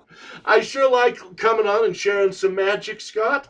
Do you want me to do more or come back for the next piece? Absolutely. I would love for you to show. Do you want to show the video of your? Absolutely. So Yeah. if anybody has any social media, if you have Facebook, Instagram, TikTok, Twitter, any of it, right now I'm on the Discovery Channel on all of their social media pages because I'm a new cast member on a show called Josh Gates Tonight, the guy that does Expedition Unknown on the Discovery Channel. And here's a little teaser clip that I'm going to share of my most recent appearance. Are you up first? I am. I'm going to show you something you've never seen before. You ready? Spoons! Huh? No, they're just two solid metal spoons. Those are tablespoons, serving spoons. I can examine these. Yes, absolutely. Check them out. These are totally real, normal spoons. These are not trick spoons. No, big heavy-duty spoon. One of these two is going to bend in your hand. No, it's not. Which one? This one. Okay, I'll have you place one hand on top of mine, one underneath. Sure. One on top, one underneath. Okay. Am I putting enough pressure on that to bend steel? No. It's going to start to bend in between our hands. Look in there. You will see it actively bending. What? You see it bending? Yes. Yes. I don't know if you can tell. There is now a slight difference between those two spoons. Grab hold of that. Really Yes. grab the whole bowl. Pull. No, pull hard. Pull hard. Pull hard. Pull hard. That's a solid piece of solid metal, right? And yet, just a wiggle and a wave, and it just melts straight down, just like this. There's nowhere that's dug into my hand, nowhere it's dug into my flesh. No. But with enough strength, you can take it, straighten that out. Only in the movies, though, can you get it to do this, where the metal on its own twists. Wait a minute. And turns like a corkscrew. That'll never be straight again. But you can still stir your hot drinks, eat your cereal. That's now part of your collection. It is literally permanently bent this way. Forever. How did you just do this? Amazing. Absolutely incredible. Thank you. That was awesome. Shot live at the Magic Castle in Hollywood, California. Fantastic. Absolutely fantastic. Paul, it's great to have you back with us. You can find out all about Paul. I put it in the chat box. And we'll take a look at his website after his next segment. Paul, you're the best. Thanks. See you soon. Bye. Okay. All right, I'm going to bring my co-host back up in a moment to introduce Nicole. But one of the people that came on with us was Josie Ann. And now a lot of you who come to the Friday night show saw her because she's one of our guests last night. And again, part of the New Awakening world is we're going to be much more interactive. And so some of you that, like for example, I just saw the woman who wrote a book, so maybe we'll have Sandra sometimes share with us a piece of her poetry. Josie Ann is a brilliant author, and she's also an incredible coach. And so we wanted on our first Friday night show, since it's all about the new season, it was like, okay, how can we have better relationships during this new season? Summer for us up northern, winter for down under. And Josie Ann, along with my good buddy Paul Sterling, offered great tips, tools, and practices for better relationships. So I want to encourage everybody to go back and watch last night's Friday Night Awakening show. You can find it on YouTube. And also those of you who have registered that are in our Zoom room, every Monday we send out all the replays. So you get the replay of Josie Ann, Paul, and myself on Friday night. You'll get the replay of tonight. You can go back and hear all that Raquel did. You can try and figure out how Paul does his magic. And of course, the replay for tomorrow's show, the Sacred Sunday show. So Josie Ann, you're a very beloved member of Global Peace Tribe. And you're off to Paris tomorrow, yeah? I am. Thank you so much, Scott. What a platform. This is such a heart-opening way to start the awakening of the whole humanity right now. Just being on the awakening world and knowing that people just like Raquel are helping, to really bring our heart in coherence with the rest of Gaia and the universe and the cosmos, I should say. So I love it. And just tell Raquel that right now, as a researcher, science is getting their act together in order to bring this understanding of the heart biologically and really at the level of understanding who we are as humans, as I mentioned yesterday. It's all about the heart, it's all about love, and we have to remember that compassionate love is the way. Well, there you are. She's right there, and you just told her yourself. Anything you want to respond to, Raquel? I fully agree. There's so much that's changing right now, but it's all just changing as a consequence of our ability to receive it. And this is where the beauty of the process is at. Yeah, our ability to receive it. The more that we allow our awareness to expand and move beyond just the immediate gratifications or the pleasures or the distractions around us, but really allow that awareness to come in, then, hey, when the student is ready, the teacher appears and we start finding all the science starts to validate the things for us. And it really is co-creation that we're doing together. So beautiful.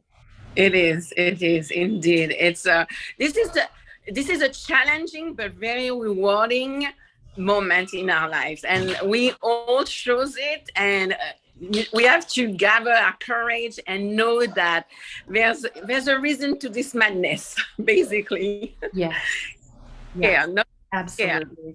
Absolutely. Well, have a safe flight to Paris.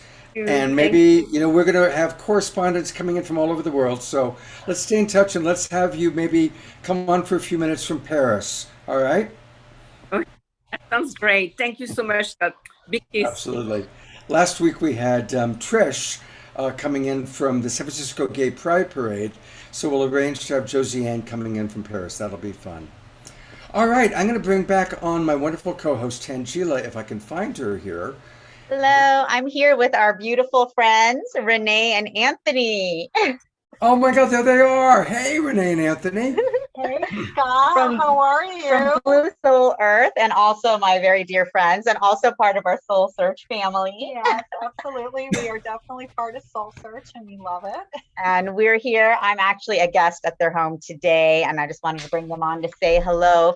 I think a lot of you have met Anthony and Renee because they have been on Global Peace Tribe show before. And for those of you who are not familiar with Blue Soul Earth, Anthony's a full embodied channeler, and the energies come through Renee and out through Anthony, and he channels Yeshua, Mary Magdalene, Mother Mary, all of the galactics, gods, goddesses, ascendant masters. And actually, my first introduction to the galactics was through Anthony and Renee. Yes, and through the multidimensional realms. So definitely they're great friends of mine, and also great friends of Global Peace Tribe. So we have to say hello. We're huge fans of Global Peace Tribe, and we love you, Scott.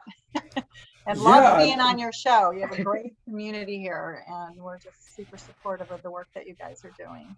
Well, let's definitely have you on the show again, because you were on Saturday Night Live, and then recently when we did the Whole Life Expo show, or the Conscious Life Expo show, you were on with us. And just briefly tell us a little bit about Blue Soul Earth, because I know that's a beautiful platform that you've created. Tell us about that. Well, you know, we do courses. We do Study with Spirit courses over at studywithspirit.com, and we teach and channel online. We just did our first post-COVID retreat, which was pretty exciting for us, our first physical event where we channeled. It was all about bringing the divine masculine and feminine together. And so it was 3 full days packed with channeling Mary Magdalene and Yeshua to bring those beautiful energies together. So our work is primarily focused on that connection, right, of bringing and weaving and integrating that divine masculine and feminine together by channeling both of these energies. So that's primarily our work, and we're working on a couple of channeled books right now, so TBD on when those will be out, but they're both channeled by Yeshua and Magdalene. And I would highly recommend their work and their classes. Actually, when they came to Sedona recently, we were able to host a Soul Search workshop that they did, channeling Yeshua and Mary Magdalene, which was amazing. We all really loved it. And and then Metatron and Melchizedek came through. Exactly. And the Hathors and the Arcturians and the Ontarians. And I've also had the pleasure of taking several courses with Mary Magdalene through Anthony and Renee. And that was just incredible to be able to connect with Mary Magdalene on that level, hear about her life, her experiences with Yeshua. And much like we were talking about with Raquel today with Black Moon Lilith, this is a return of the divine feminine, return of Gaia. And Mary Magdalene is really a leading force in that energy, and to be able to connect with her so viscerally and to hear her messages and to feel her fervor. She's very strong. It was really amazing. Yeah. So the best way to describe it is if Yeshua is all about pure divine love and, you know, the Christ consciousness, bringing that in. The Magdalene is about putting the fire underneath all of us to kickstart what we need to do, right, on this ascension. And Renee, what's the website? Because someone's asking. I've actually, here it is. The website is bluesoulearth.com. bluesearth.com. And so definitely everybody put in your name and subscribe so you can learn all about what they do, awake and ignite your soul. And you've got all sorts of things on this website. So it's again bluesoulearth.com. And one of the things that I've always enjoyed about both of you is that you really do demonstrate the beautiful weaving of the masculine and the feminine as a couple, because you work together and you live together and you're a beautiful couple, but also that Mary Magdalene gets equal partnership, which is really the way I believe it. I've always said, wouldn't it be beautiful if the church we grew up in, instead of a guy hanging on a cross who died for our sins, if it was Mary Magdalene and Jesus in Yab Yab, like if that's what we were worshiping, imagine what our world would be like, yeah? Exactly. Really I think amazing. It's really all about now just rewriting timelines in a way, right? It's just getting us to bring that consciousness to a level, right, where we're not following that old outdated paradigm anymore. Well, all those old teachings, that we were taught to be the truth, we're now coming forth and hearing something very different, which is, enlivening and opening for all of us. So Really excited that you guys Yeah. can Thank you for connect having us, with and Anthony it's and great Renee being here again. here. Yeah, You absolutely. know, I'm going to put you on the spot for a minute. It turns out that a week from tomorrow, on my Sacred Sunday show, my guest that I've lined up is a scholar who has studied the various understandings of who Yeshua or Jesus was. Is there any chance you could come on my Sacred Sunday show? That would be Sunday, July 10th, a week from tomorrow, at 10 o'clock in the morning Pacific time, and be on that show? Sure. We'll be in Mount Shasta speaking at a conference, but I think we're on at 1 p.m. I think I'll double check, but I Double think we're check. speaking- We've got to let's and Yeah. let me know, and it would be perfect to have you on that show. Yeah, It would we'd be love perfect. to. We'd love to. And I'm pretty sure we're not speaking at 10. So Okay, great. we'll just say yes. Yeah. There you We'll go. figure it out. Awesome. I I'm love it. glad we were able to make this happen. Perfect. Yay! All right. All right. That's Well, the beauty of our community, Yeah, right? I We know, can it is. make It all is. this happen on the fly. Yeah. So and Thank this you is how for Global that. Peace Tribe works and how we're growing and how we're building. So great to see you. You We'll too. be in Great seeing contact, and looking forward to seeing you a week from tomorrow. All right. Sounds good, Scott. Thank you. Thanks, And Scott. nice to meet you all. And Tangela, do you want to introduce Nicole, who's our Yes. next speaker? Thank Thanks, you. guys. I'll see you downstairs. Yes. So thank you for that. So now that you all have met my dear friends Anthony and Renee, I'm also so overjoyed to introduce my dear friend and colleague, business colleague, and soul partner in Soul Search, Nicole Keating. And Nicole is really incredible. She is a divine architect for spiritual leaders. And you might ask, like, what does that even mean?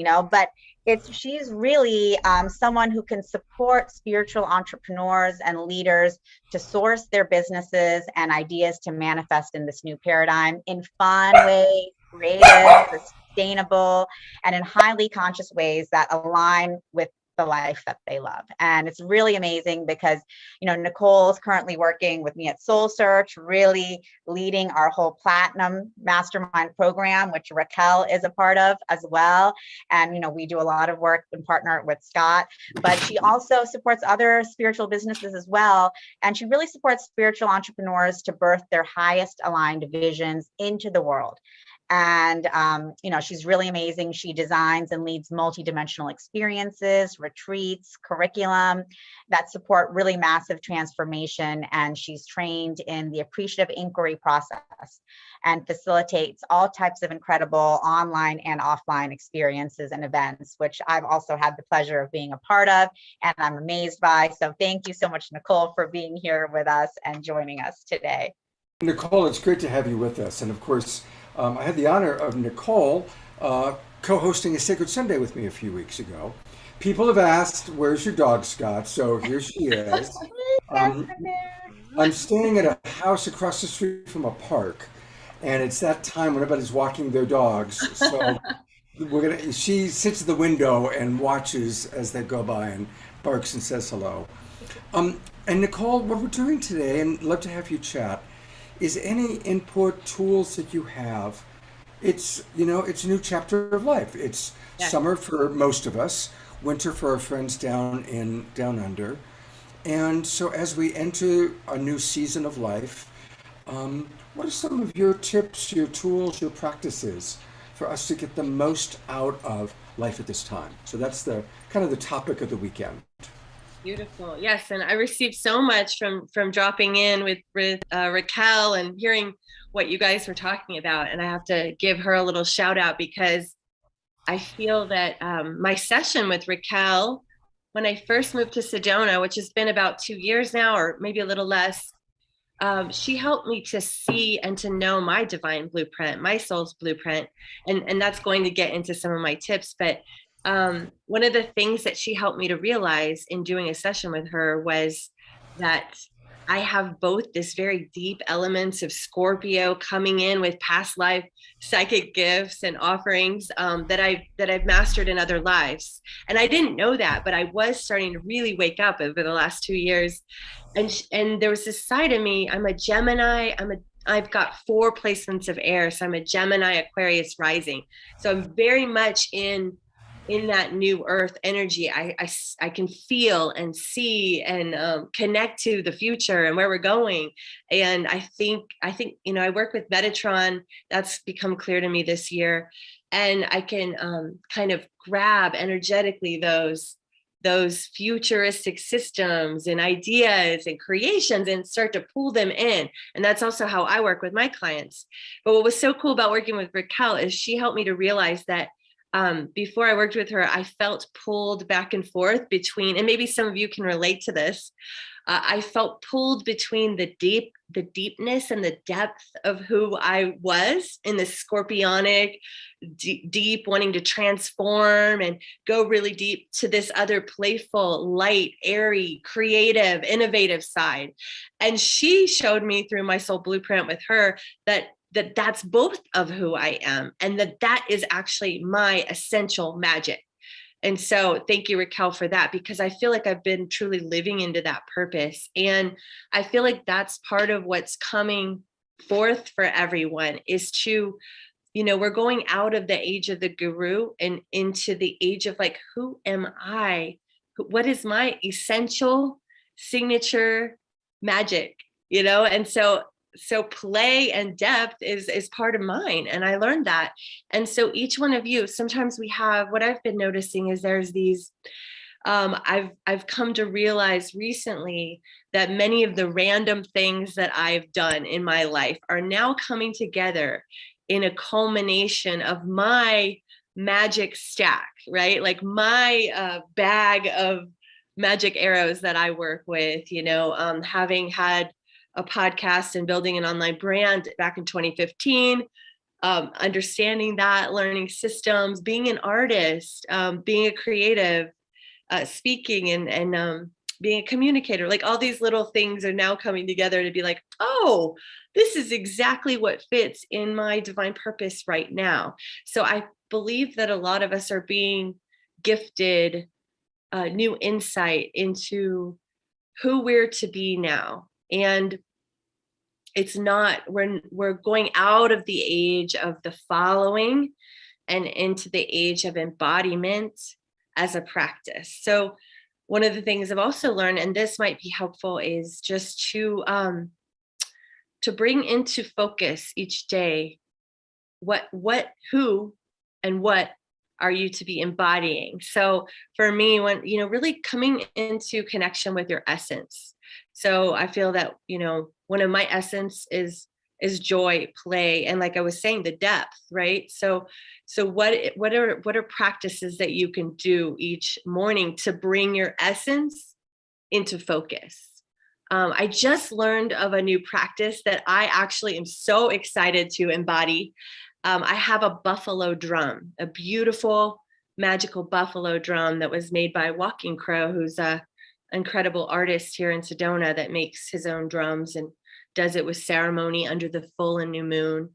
And so it came to my attention actually just this week to drum my intention in the morning, drum my intention for the day, drum the words, that the essence of who I want to be. So really, I think one of the things that's also coming into focus is the multidimensionality of all things. So what does that mean? It's really the layering of who we are, the layering of who we're being, the layering of how we work. Like, can't we weave play, self-care, nurture, fun, joy into our work? Like, they don't have to exist separately. I feel like there's a massive convergence happening. And something that I've personally noticed is that when I make sure I make time for my connection and for my play practices, like dance, like we have dance here on the Red Rocks in Sedona. That's one of the things that if I do that, then the next day or that night, I'm so creative that I don't have to, you know, cajole myself into a space of creativity. I just naturally am there because I've been tending to my personal signature garden, if that makes sense. So what I would love for y'all to think about, oh, that southern girl just came out. I'm from Tallahassee, Florida. I don't think I've said y'all in a while, but what I would love for y'all to tune into is what are some of the words that are your signature embodiment, your signature essence? Like, what are some of the things that that you emanate? It might be compassion, it might be ferocity, it might be kindness. What are some of those words? And then how can you connect that essence with your actual practices in your day? That's some of the things I'm noticing are shifting in this new paradigm, Scott. The other I was muted, so the Oh, that's beautiful. yeah. Beautiful, thank you. And I love your enthusiasm. You have fantastic enthusiasm, and I love that we got the Southern goddess y'all coming out. And we've got some people, I know Janet from Alabama is with us. She's a Southern goddess that's somewhere in our Zoom room here. And Josianne, I'll put her on for a second. She's a Southern goddess because she's from Florida. So we love our Southern belles. Thank you. Yeah. Yes, we know how to host folks in the South with love. You had earlier been singing Raquel's praises, and I brought her on camera, but she didn't get a chance to respond. So I want to give her a moment for you two, because you two are both in Sedona together, yeah? Nicole is such a dear, dear, dear sister, and just so, I love you so much, Nicole. I'm going to tell you that after our session, Nicole, your life changed so much. You changed so much. And it really is this element of clarity. And this is what I most love about the work that I do with astrology when I sit down for sessions with people, is that your chart will show you exactly everything about who you are, what you think is a challenge, or what Nicole said, I have this super intense side of me, but I also have this really playful side. Astrology will help you understand the entirety of who you are to help validate all the things you already know about yourself and to just ease you into being who you are. We spend so long like, what's wrong with me? Why am I so intense in this moment and so playful? There's nothing wrong. It's actually all perfectly designed so that you can fulfill a certain set of experiences here and a purpose. So astrology just helps you to understand yourself on such a deep level, so that when you're done with the session, you feel like, okay, nothing's wrong with me. And you actually have more confidence to just step into who you are. So that's exactly what happened with Nicole. Nicole was a very extreme example. Like, she got it right away, and her life has just been spiraling upward ever since. It's been amazing. And your gifts also are just like coming out so strongly, huh? Your intuition, it's very beautiful. Yes. And part of, sometimes there's things that we know, but then we doubt ourselves. I remember you saying, like, you have to know that as your gifts come online, like lean into that. Like, I remember you telling me, like, you come in with all these different masteries. And so I've really been embracing that over the last year or two, and just noticing. And I work with appreciative inquiry. So I do a lot of personal inquiry. That's also one of my practices, is like, I wonder how this is happening for me. I wonder what I'm supposed to learn here. Like, I play and I co-create with the inquiry process to be in discovery. And so I've been in discovery with my gifts, like with some psychic stuff coming online, getting messages, and then seeing them happen. And then now I'm like actually like following up on them. Hey, this came through, and then checking in with someone later and seeing if I'm just playing with it. I'm not making it the be all or the end all, but I'm in the process of like, almost like a hummingbird, like, whoa, what is this? This is like, it's just magical, and it's here, and I get to experience it in this moment. And I feel like spirit or source really responds to the energy of curiosity and play. And I would say that feels like it's a very important part of the new earth or heaven on earth paradigm, is that that we we get to show up for all of this, show up in the seriousness, but also show up in the joy and the play, and that is one of the essential energies of creating in the new earth, because it allows us to be flexible and open and to dance with life. We're meant to dance with life. And when you dance with it, it dances back, like truly. So I invite you to play and dance with it and see what happens for you. And even just I have a motto, and I don't even know, I've learned this many years ago from someone else, but it's become my mantra, which is get curious, not furious. So yeah, it's that way of being that allows you to alchemize very quickly. And I would say that's another thing for where we're going is we're in a moment of this came through earlier, ride or be ridden, which kind of sounds kind of weird, but it's like there's these big waves crashing, this big energy, these big changes and shifts, and like get up on that surfboard and ride the wave, ride the energy.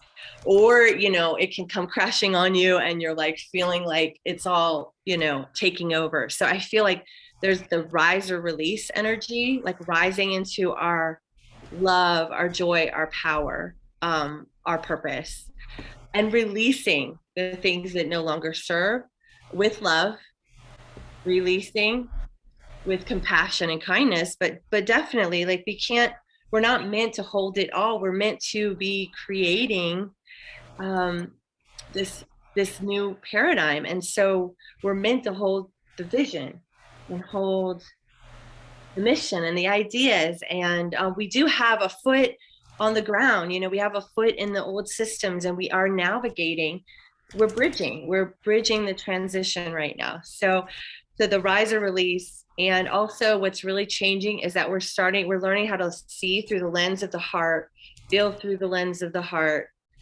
act and speak, like taking all of our senses and channeling them through the heart. And that the heart will never steer you wrong. So those are some of the things I'm tuning into at this time. Fantastic. Fantastic. So we are going to go now into the next part of the agenda, which is a roundtable conversation with these three incredible women. And we're going to take your questions. Because again, the new awakening world is much more interactive with you, our audience. And so, and I see Paul Sterling's in the house. So Paul, I'm going to bring you on in a moment. But I want to get to some of the questions that have come in. And everybody, put your questions in again, because there's so many that have come in. Put them in again, because I'm going to go with the ones that are closest. There was a question for you, Raquel, about if somebody doesn't know a particular, what their time of birth, how they can figure out their astrology. Yes, thank you for that. I saw that too. And I saw afterwards Nancy saying that she asked her mom and found out it was 120. And I want to comment on that too, because as an astrologer, I will tell you that not 90%, not 95%, not even 98, 100% of the time that we've relied on parents' memory, it was inaccurate. Wow. Later on, the person found the birth certificate or something happened, totally different. So I personally, as an astrologer, I will only work with people that have their birth time from the birth certificate, because it's a very serious responsibility for an astrologer to, you know, give predictions and so forth. So what do I recommend if you don't have your birth time? The easiest thing you can do, which is the quickest and the safest for most people, this works, is you order a second copy of your birth certificate online. Very easy. You just go online and a lot of people actually have success with a phone call. They call the hospital. They are supposed to keep all of that information in their records, so they have access to it. And a lot of people get that information with one phone call. But if you want to, you can go online, order a second copy of your birth certificate, make sure the option to include the time is included in it. And then they'll send you the second copy with your birth time included. That's my answer. Fantastic. Thank you. Thank you, Raquel. And I've got great news. we have been chatting, and Raquel is going to be our primary guest next Friday night on the Friday Night Awakening World. That's Friday night, 7:30 Pacific time and 10:30 Eastern. So we're going to go deep into your questions about astrology and about what's happening on our planet. And again, it's all about the awakening world. Yeah. So, Prepare your questions. Come ready with your questions, and I'll see you on Friday. great. And for those of you watching on Facebook, if you haven't registered yet, you're going to want to register. Go to globalpeacetribe.com, register. You'll get the links for all the shows, including our Friday night show. And the links are going to work for the next 3 months. We're going to have an amazing summer. So looking forward to that, Raquel. And we'll take more questions for Raquel in a moment. But there was a question that came in for you, Tangela. I don't know if you saw it, but it was a question about how somebody can use the Soul Search platform to create events. If they have online events, can they use your platform to help market and promote their events? Sure, that's a great question. Sorry, I did not see that. We had a very busy chat today, so it was hard to keep up with everything happening. But that's a great question. So basically, yes, you can create events on the Soul Search platform, and we have 2 ways to do that. So one is, in order to really post your events as an event in the Soul Search community, you do need to be a gold member of our platform. So we have 2 parts of our platform. One is the directory, which is where you go to when you visit soulsearch.io. And then from there, you can visit our community, which is its own community, and there's a separate sign-in for that. So once you are a gold practitioner on our directory, you're able to go into our community and actually add your events. And that's great if you're doing online events, because we have people from all over the country always asking me for online events, because they're like, I'm not in Sedona, I'm not in San Francisco. I want to be, attending some of these incredible offerings that you guys have. So you can definitely do that. You can also just join the community and just post as anyone can just kind of post a comment, and you can post an event. It won't show up on our calendar, but you can just post it on there and let people know that that's happening. So those are 2 ways to do that. And it's really easy to just jump in and join. And again, I invite everyone, if you guys had fun here with amazing Raquel and Nicole, they're both part of our community. They're both on there, and that's another opportunity to interact with them and some of our other amazing practitioners and as you can see from just what Raquel and Nicole have been talking about, we are all here for this global awakening, and we're here to co-create this global awakening together. And we're doing that through building relationships, building friendships, creating businesses together, creating events together. And this is about not working in a vacuum and feeling separate because, and feeling alone because we feel like we don't have people who don't understand what we're going through during these times, but saying, oh, wow, there's a community out there that I can connect with people that I can actually talk to about what's happening at a global level, at an evolutionary level, and also try to have a better understanding of where is my role in this, and what are some of the new tools that I have to be moving forward in this new paradigm, which is what Raquel and Nicole were talking about as well. And I think a lot of the topics that Nicole brought up, such as embodiment and play and fun, that is so empowering, because we're coming from Piscean age of struggle, of competition, of co-optation, and we are now looking to move forward in a completely new way. And so what better way to do it but really connect with like-minded people, with new friends, new family, where we're really doing this together, and we're committed because we know that's why we came here. Beautiful. Paul Sterling is in the house, and Paul was on the show, of course, last night. He is a brilliant master relationship coach, and a big part of the awakening world. It's all about our relationships, and obviously we do a lot about our relationship to the earth. We do a lot of environmental shows, but our relationship to people and to human beings are probably one of the most difficult things in life.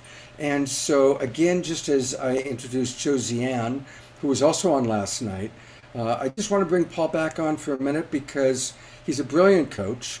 I encourage everybody, watch the replay. Let's get into the rhythm of, if you can't be on one of the shows live, watch the replay, and you'll get the replays if you've registered. On Monday morning, we send out the replays for all the shows. So definitely catch last night's show because there was some really important relationship tips and tools, including the great Paul Sterling. And Paul has worked very hard to create an app. So Paul, tell us a little bit about the app you've created and briefly about the work that you do to help people communicate. Well, let me set up the framework first. It's like, if you think about it, almost every relationship problem starts as a communication problem. And almost every relationship solution starts as a communication solution. So how can communication be both the problem and the solution? And it's the challenge here is almost everybody here on the call, we're all taught how to talk, but very few of us were taught how to communicate, how to actually, we're very good at doing monologues, but not very good at doing dialogues. And so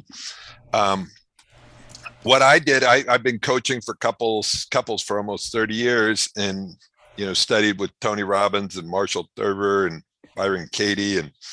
And what I realized is a lot of my clients need me not at 5 o'clock in the afternoon, but 2 o'clock in the morning when they're in a big upset. And so I decided to create an app called Bridging the Gap Between Us, how to be heard, understood, and valued in your relationship. And basically it's a 6-week program then it's on your phone, and it's learning how to talk so your partner wants to listen, learning how to listen so your partner wants to open up and talk, learning how to avoid triggering your partner or getting triggered, because there are 5 main triggers. I wrote a best-selling book called Argue Less, Love More, and it's all about those triggers. And then how to recognize when there is a breakdown in the relationship and how to recover and repair from that. So what we're doing, Scott, is taking people through 6 weeks, a deep dive. So every week there's a meeting on a Sunday, and do you have the link up? Can you show I do. them? Yeah. Let me pull it up right now. Yeah. Here it is.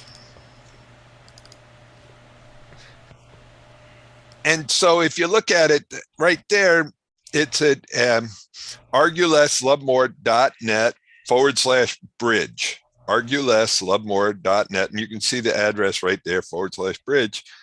And there's 6 weeks of content, and Sundays we do an interactive live 1.5-hour deep dive webinar, and then during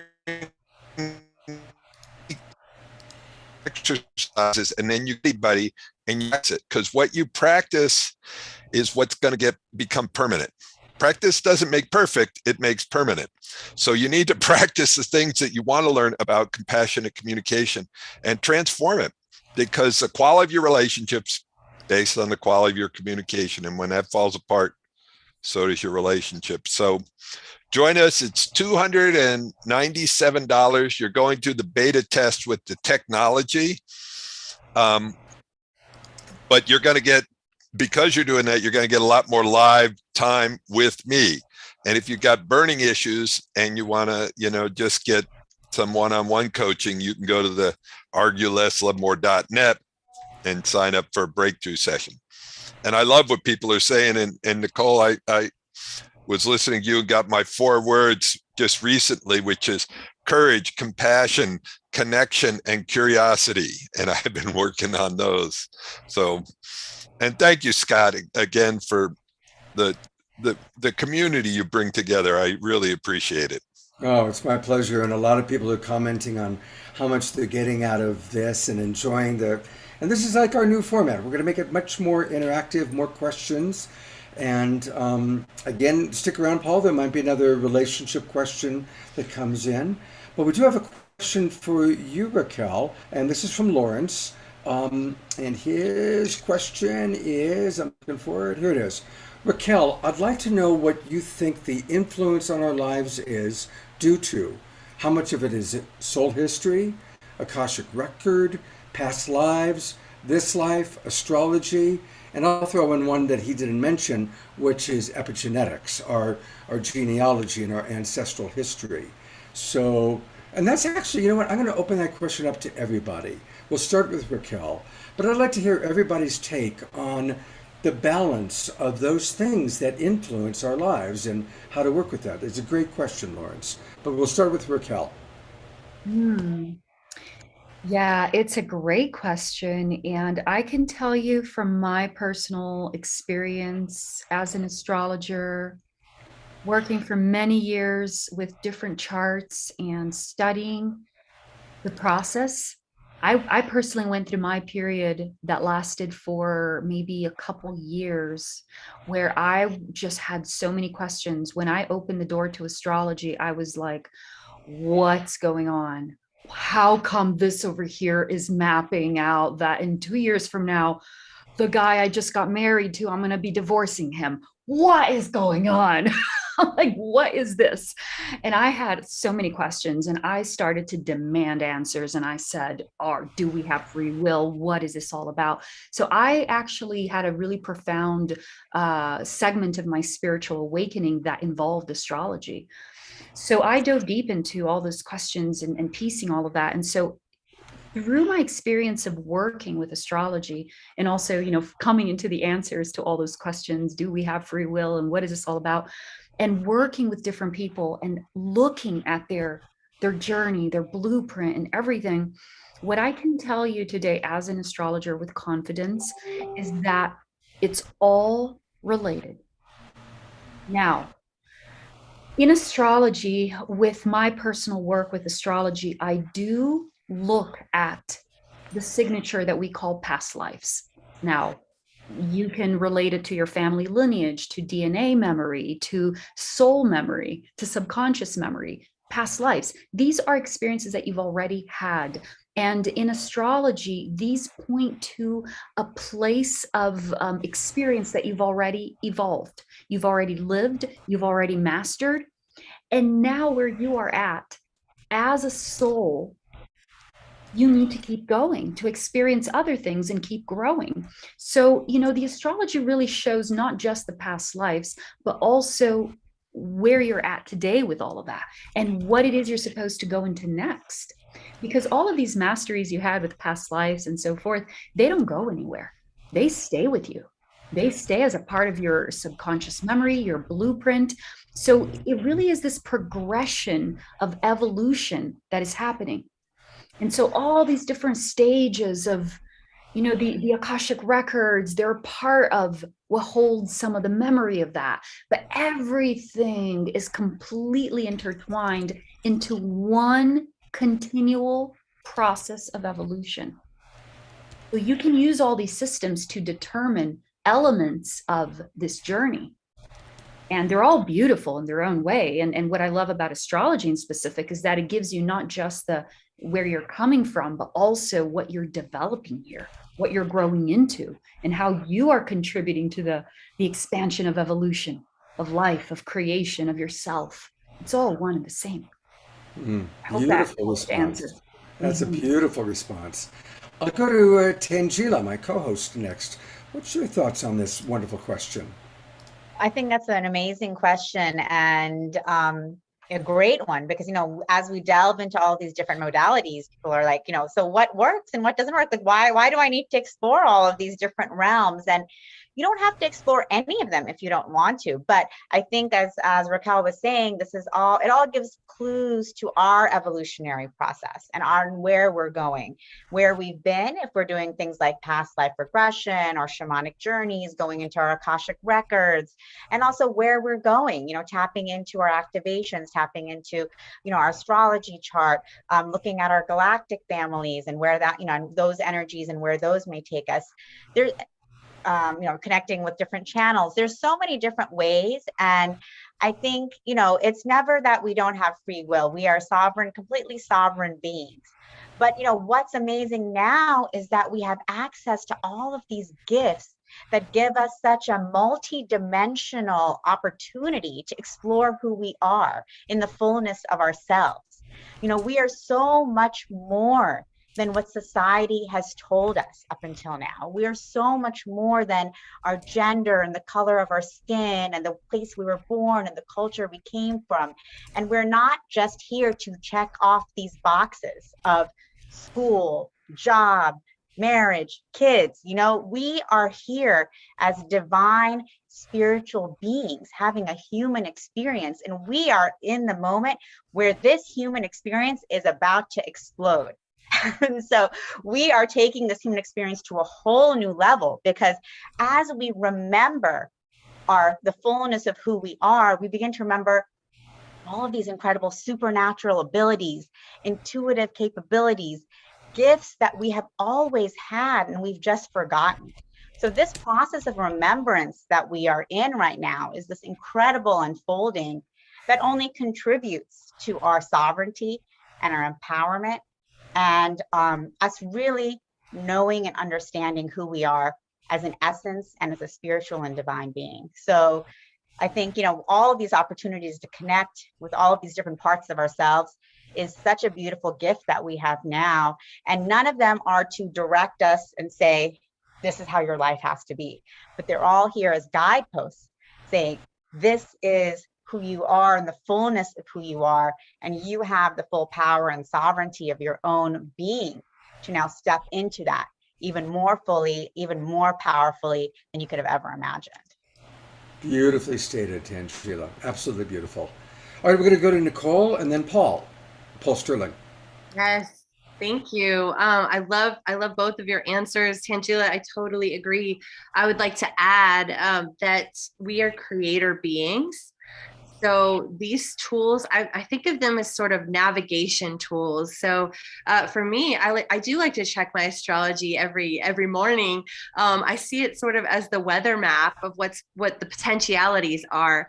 But I'm a huge believer in we get to choose. I choose. So one of the things I've stopped using the word problem or challenge. And if I catch myself, I pause and I say, what's the opportunity? So we have the power to shift our patterning, shift our language, to direct our creative energy towards what we want to create. And so, you know, if you were to check your astrology and it would say, today you have the opportunity, or you have, you know, challenges may arise with a loved one or in a relationship. Well, you can see that as, oh, interesting. I'm going to walk with grace and more patience today. I'm going to pause. I'm going to respond versus react. So you can see it more as like a navigational tool in your daily or weekly life.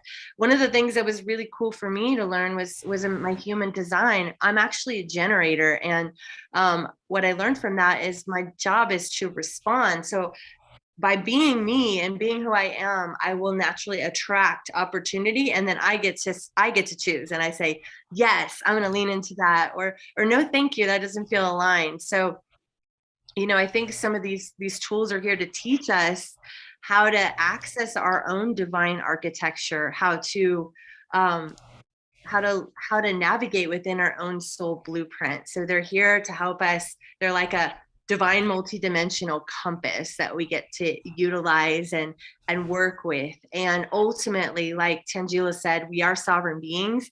And I would add, we get to choose. We get to choose and assign the meaning that aligns with where we want to go, because we are the captain of our sacred starship. I love that, Nicole. Thank you so much for reminding us of our sovereignty, and that absolutely we do. We ultimately, it is our ability to co-create, and these are all tools to help us understand why we have the challenges we have, what they represent, and what the opportunities for growth and evolution might be. You know, we had Matt Kahn on the show a couple weeks ago, and his whole thing is that everything that happens is for us, not to us. So I think Paul Sterling has something to share. Paul? Absolutely. Let's see if I can share my screen here for a second. And what Nicole said, I love what she said there, and about a blueprint. And I've been working, this is a blueprint after about 30 some years. And if you look at relationships, they're a mix of your heart set which Scott and I actually came up with this in a conversation. I don't know if you remember, Scott, but It was the at the relation, sushi dinner. It yeah, was sushi dinner in Carmel. friend, partner, lover, these three different areas. And in those areas, our needs are either a burden or precious. But what I wanted to talk about here is our skill set. So there's a heart set, skill set, mindset, and all these different tools. If we narrow these tools down, there's three main functions, at least the way I look at it, is to clear up the past. Because if we don't have tools to clear up the past is in the present and destroys any possibilities for the future. So in relationship, though, there's skills. That's why Scott's tools, the tools we're learning here, there are 7 core skills, and we're either unprepared or well-equipped for relationships. And the last one, and I'm going to be working with people on this, is your ROS, your relationship operating system. And it's invisible, and it's either set up to sabotage or support you, and it's made up of your habits, patterns, and beliefs. So this is kind of a map to look at relationships, and almost anything you're working on kind of fits into one of these different categories. So in the end, if you want lasting love, you need to be capable, available, and willing. So that's just a model to look at, and one way of looking at relationships. I have a background not only in coaching and counseling, but in quality control and going into businesses and creating models for them. And I'm applying it in the world of relationships and communication. So thanks, Scott. Now I've got to go. I've got an amazing person waiting for me, and I'm bouncing off. Say hello to Leah for me. And again, everybody, you can find Paul if you want to get coaching from Paul. It's the name of his best-selling book. It's his website, arguelesslovemore.net. arguelesslovemore.net, and is available for coaching. So definitely take advantage of that opportunity. Thanks for joining us, Paul. See you soon. Thank you so much, Scott. Thank you, everybody. So I want to kind of wrap up this part of the show and this question with my perception about it all. At the highest level, it's a dream world. We are having an incredible individual dream within an incredible cosmic dream. And it's a dream within a dream within a dream and within a dream. I've had the good fortune to work a lot with death. I walked my mother through her death, my father through his death, my wife through her death, and many friends through death. I've had many experiences where I've connected with friends or loved ones or family members after they've passed. And I've done a lot of work on near-death experiences and working with people in that realm. I've done television shows on it. And I'm here to say that truly, when we die, we wake up to the next dream. We experience, oh my God, I just had this incredible earth life. I was Scott Catamas, and I or whoever it was. I was Nicole Keating, and I was in Sedona, or whatever it was. And our earth life is where we're here to learn lessons of love. We're here on this planet, in this dream, to learn lessons of love, starting with ourselves. You know, some of you have heard me say this before, but probably the world's foremost researcher on near-death experiences is Dr. Kenneth Ring. I know him, I've interviewed him multiple times, and he did clinical research and comparative analysis on over 300 cases over a 10-year period of people who had been declared dead by a doctor or a police officer. They had been dead for at least 20 minutes. They had at least some partial memory of what happened, and they were willing to be hypnotized with Dr. Ring, probing their subconscious. And the biggest commonality was the meaning of life. I'm here to learn to love. Now, each person had their own unique challenge. I'm here to learn to love even though I lost my legs in the accident, or my wife left me, or my business failed, or I'm overweight, or whatever it is. We all have childhood wounding. We all have epigenetic, ancestral wounding. And some of us, it's like, okay, alcoholism stops with me. Domestic violence stops with me, right? And many of us have recognized that our ancestral history had powerful, difficult challenges that we are now using the tools that we can find on the Awakening World, we find through Soul Search and through the people you see on this show, to resolve our personal challenges, our ancestral challenges. But ultimately, it's all about I'm here to learn to love, starting with myself. So I'm going to bring our wonderful, beautiful Tangela and Nicole and Raquel on one last time. We'll bring on Raquel. There she is. And I'd love to just get your feedback about that thought, about it ultimately being a dream world, that we're here to learn lessons of love, and how each of you might relate to that.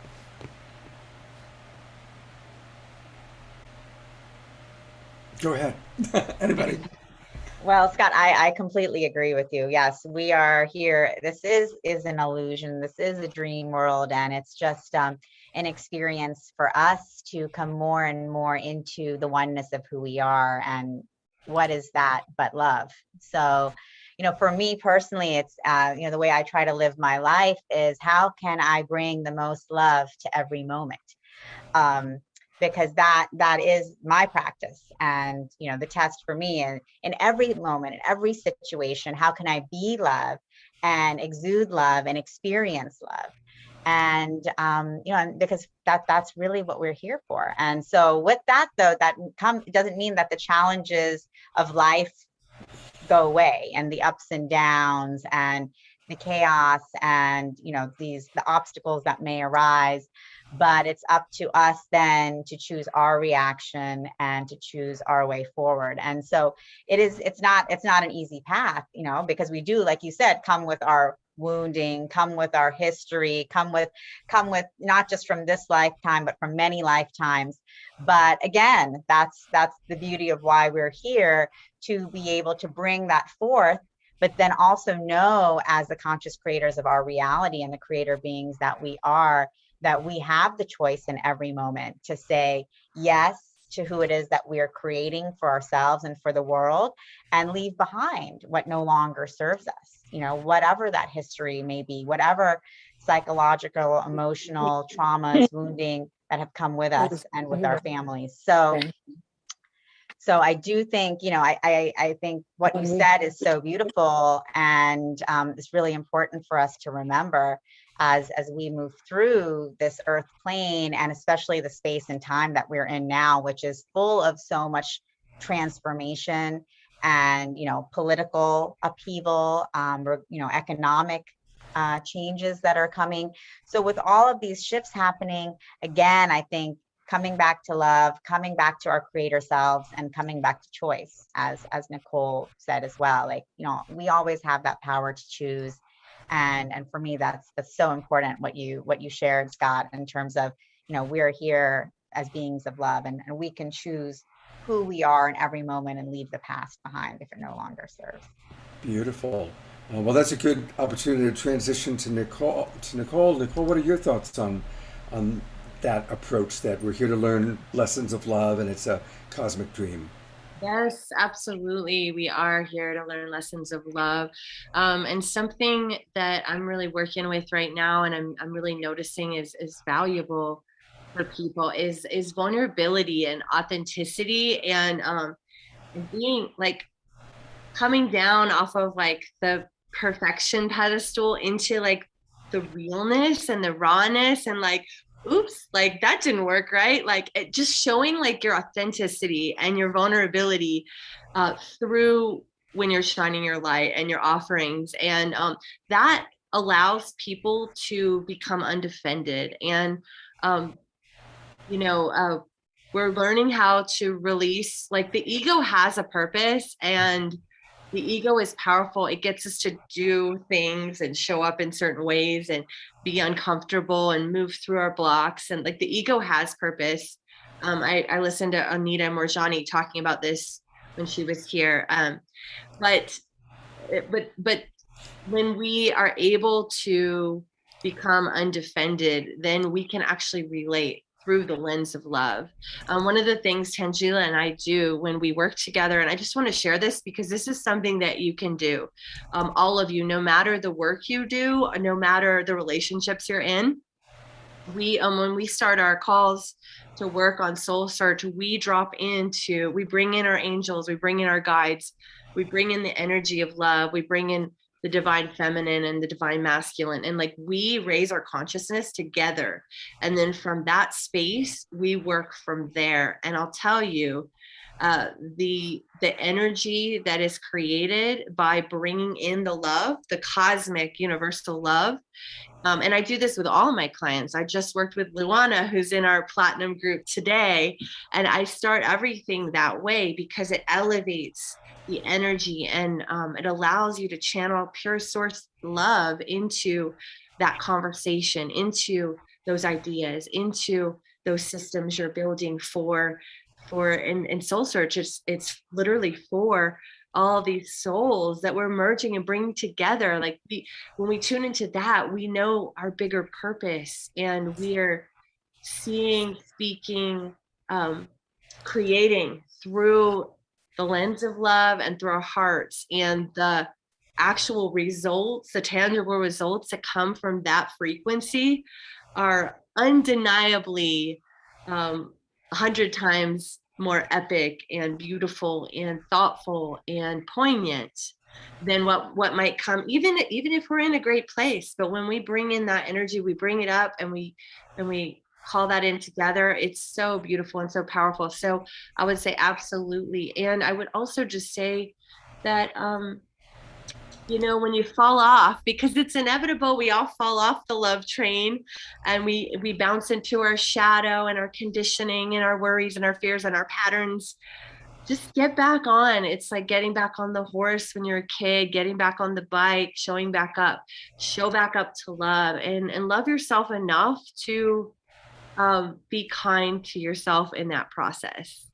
Beautiful. Thank you so much, Nicole. It's always great to have you on the show. And I want to bring on your soul search sister, Raquel, so she has a chance to share on this. And everybody, we're going to then have Magic with Paul Draper, the Global Peace Tribe announcements, and then we're going to close with an Omashar song. So that's what's happening. I'm also going to read some of your comments after Raquel shares her thoughts.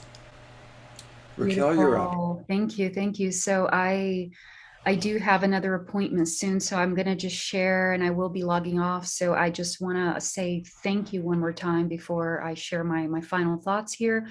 Thank you, Scott. Thank you for this beautiful team and for everybody present that is here showing up and just adding to the light of the world. Thank you. And I will be back on Friday. So yes, show up on Friday and bring your questions. We're going to dive deep into some really powerful astrological perspectives then.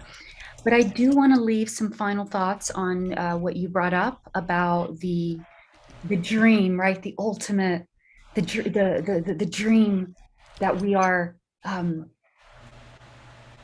I saw a lot of the comments in the chat that were also expressing about, well, I prefer to stay in the reality, and like, what is this dream versus reality that we're talking about here? So this is what I wanted to share, just my perspective on it. And it's very interesting because before I talk about the dream that we're in, I want to just bring focus to what you said, Scott, about this space that we are entering of just, it ends here. This pattern of addiction, this pattern of depression, this pattern of abuse ends with me. And I want to just take a moment to focus in on that, because using this as an example of our reality, in many ways, this is part of the Black Moon Lilith energy that I talked about earlier, that we're all experiencing for a reason. And in this part of our reality that we are being made to face these, it ends with me. Face these moments, face these truths, face these realities, and not out of a place of duality or I'm done with this, but it really, the ultimate purpose of all of this, of even bringing us to the space, is again, sovereignty.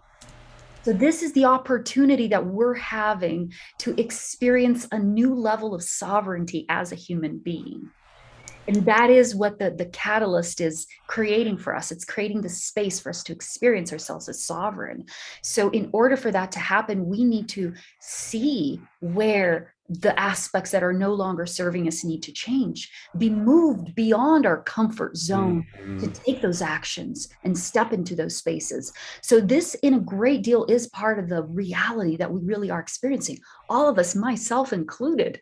I've been immersed in these questions of what is it that is ending with me now, and even patterns of the way that society is run, and who dictates what should be our form of entertainment or pleasure, or like, it ends with me. This matrix is ending and I'm no longer going to feed into it. So there's this part of the reality. But what Scott was, to my understanding, bringing about the dream, and this is where I want to now just gently invite you to focus your attention on, is that at the end of the day, we know there's more. And this is about not getting caught up in the wherewithal of the experience, where you lose hope and you have this, you experience a state of desperation and just feeling so lost because all you see is what's happening in front of you.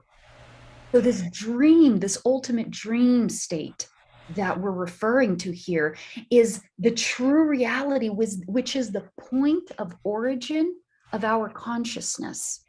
We are not just this physical experience. We are so much more.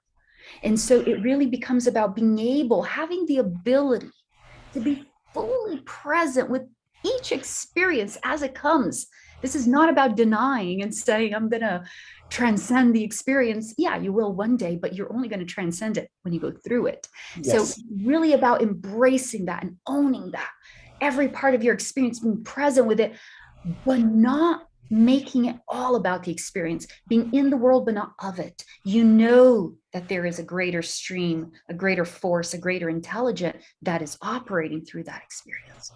So this is what we teach, in the Soul Search platform and through our services, is how do you make this transition? How do you fully immerse yourself in the experience of saying it ends with me?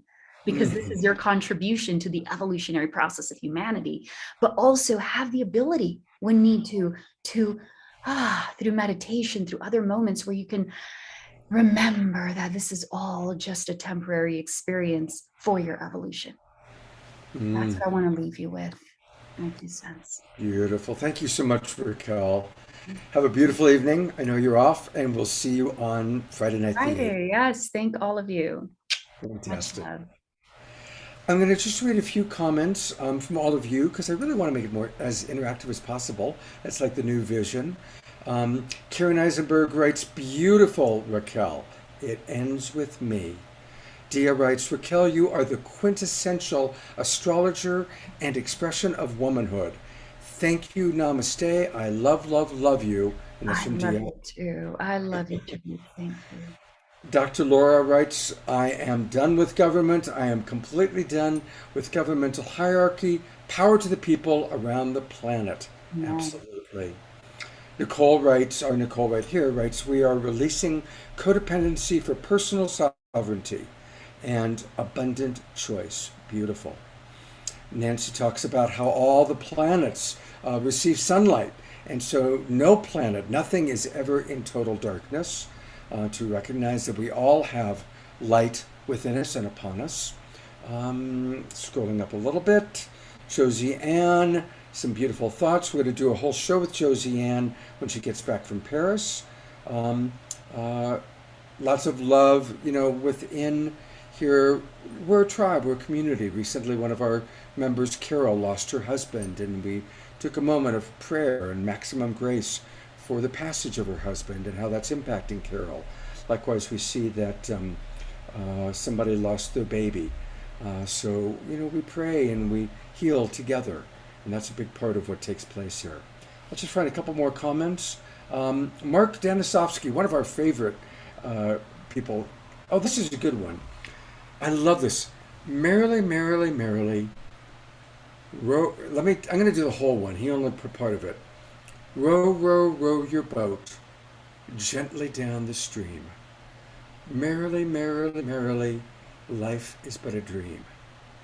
Now, that nursery rhyme I did not know, Mark is pointing out, that was written during the plague. And the plague killed 50 million people throughout Europe. And remember, that was, when the population of the planet was very small, so it was like a third of Europe died. And he said it helped people to deal with their psychic burden. And think about that nursery rhyme that is universal. It's what we're saying. Our boat, row, row, row your boat, your life, gently through the stream of life. Merrily, do it with laughter and love, because life is a dream. So thank you, Mark.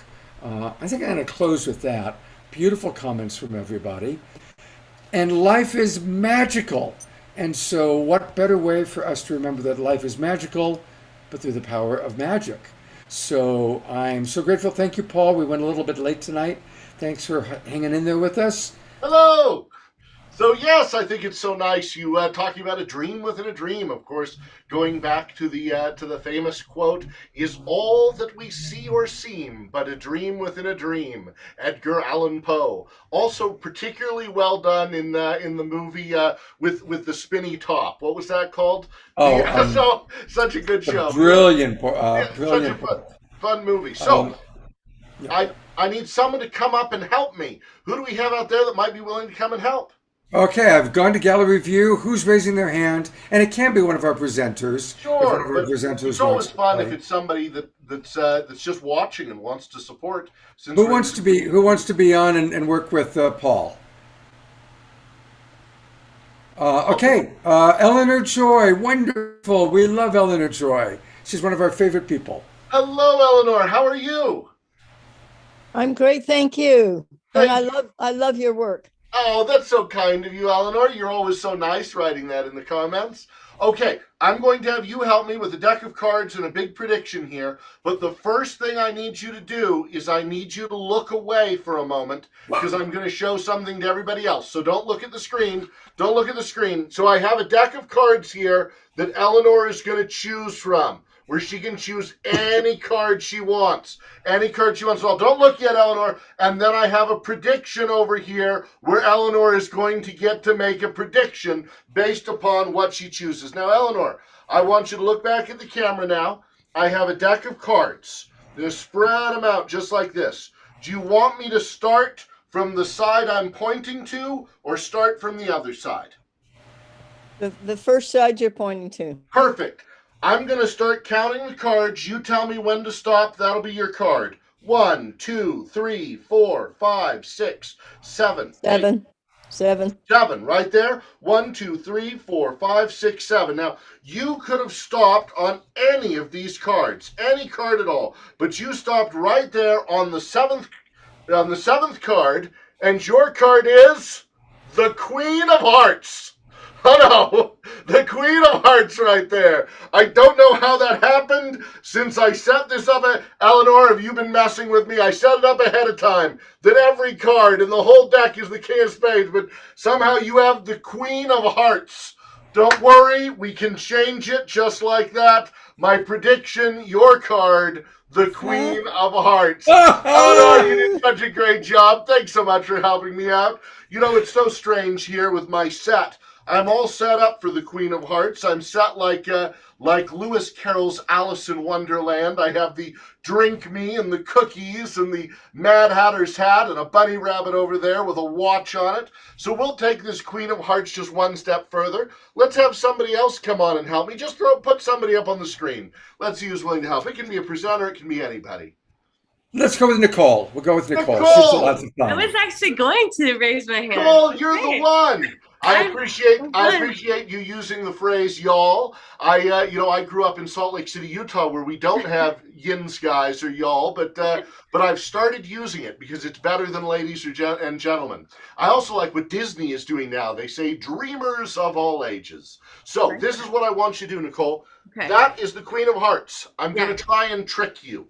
Okay? This is an optical illusion. An optical illusion. Your job is to stop on the Queen of Hearts. Tell me when to stop. Stop. There or back a bit? Back a little bit. Right there? Yeah. Okay. You did what most people would do. That makes sense. That's actually that big huge 10. Why is that? It's an optical illusion. Because if you were to see the big card on this side, you'd see it as a little card on that side. Does that make sense? Is the way that you fan a card. So you're going to get it this time, I just know. Anytime you want, say stop. Stop. Right there? Back. Back one. There? Yeah.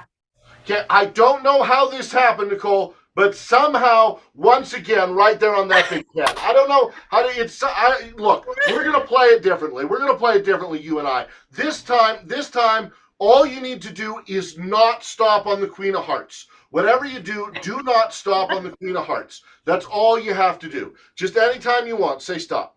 Stop. Right there. Right there.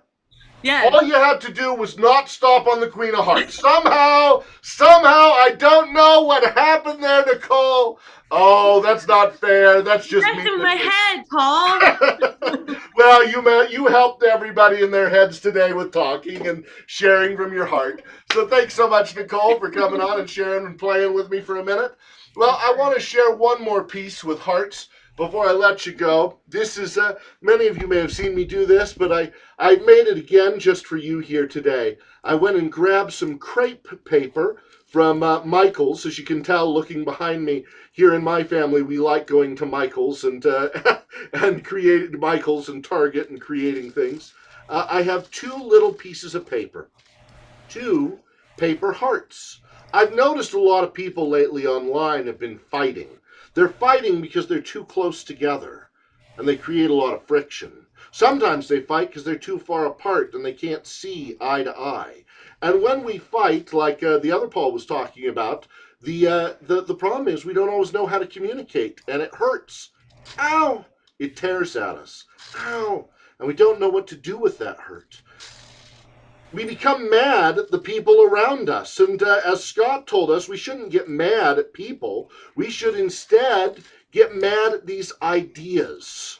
Because as long as we stay angry at others, it doesn't hurt them. It hurts us.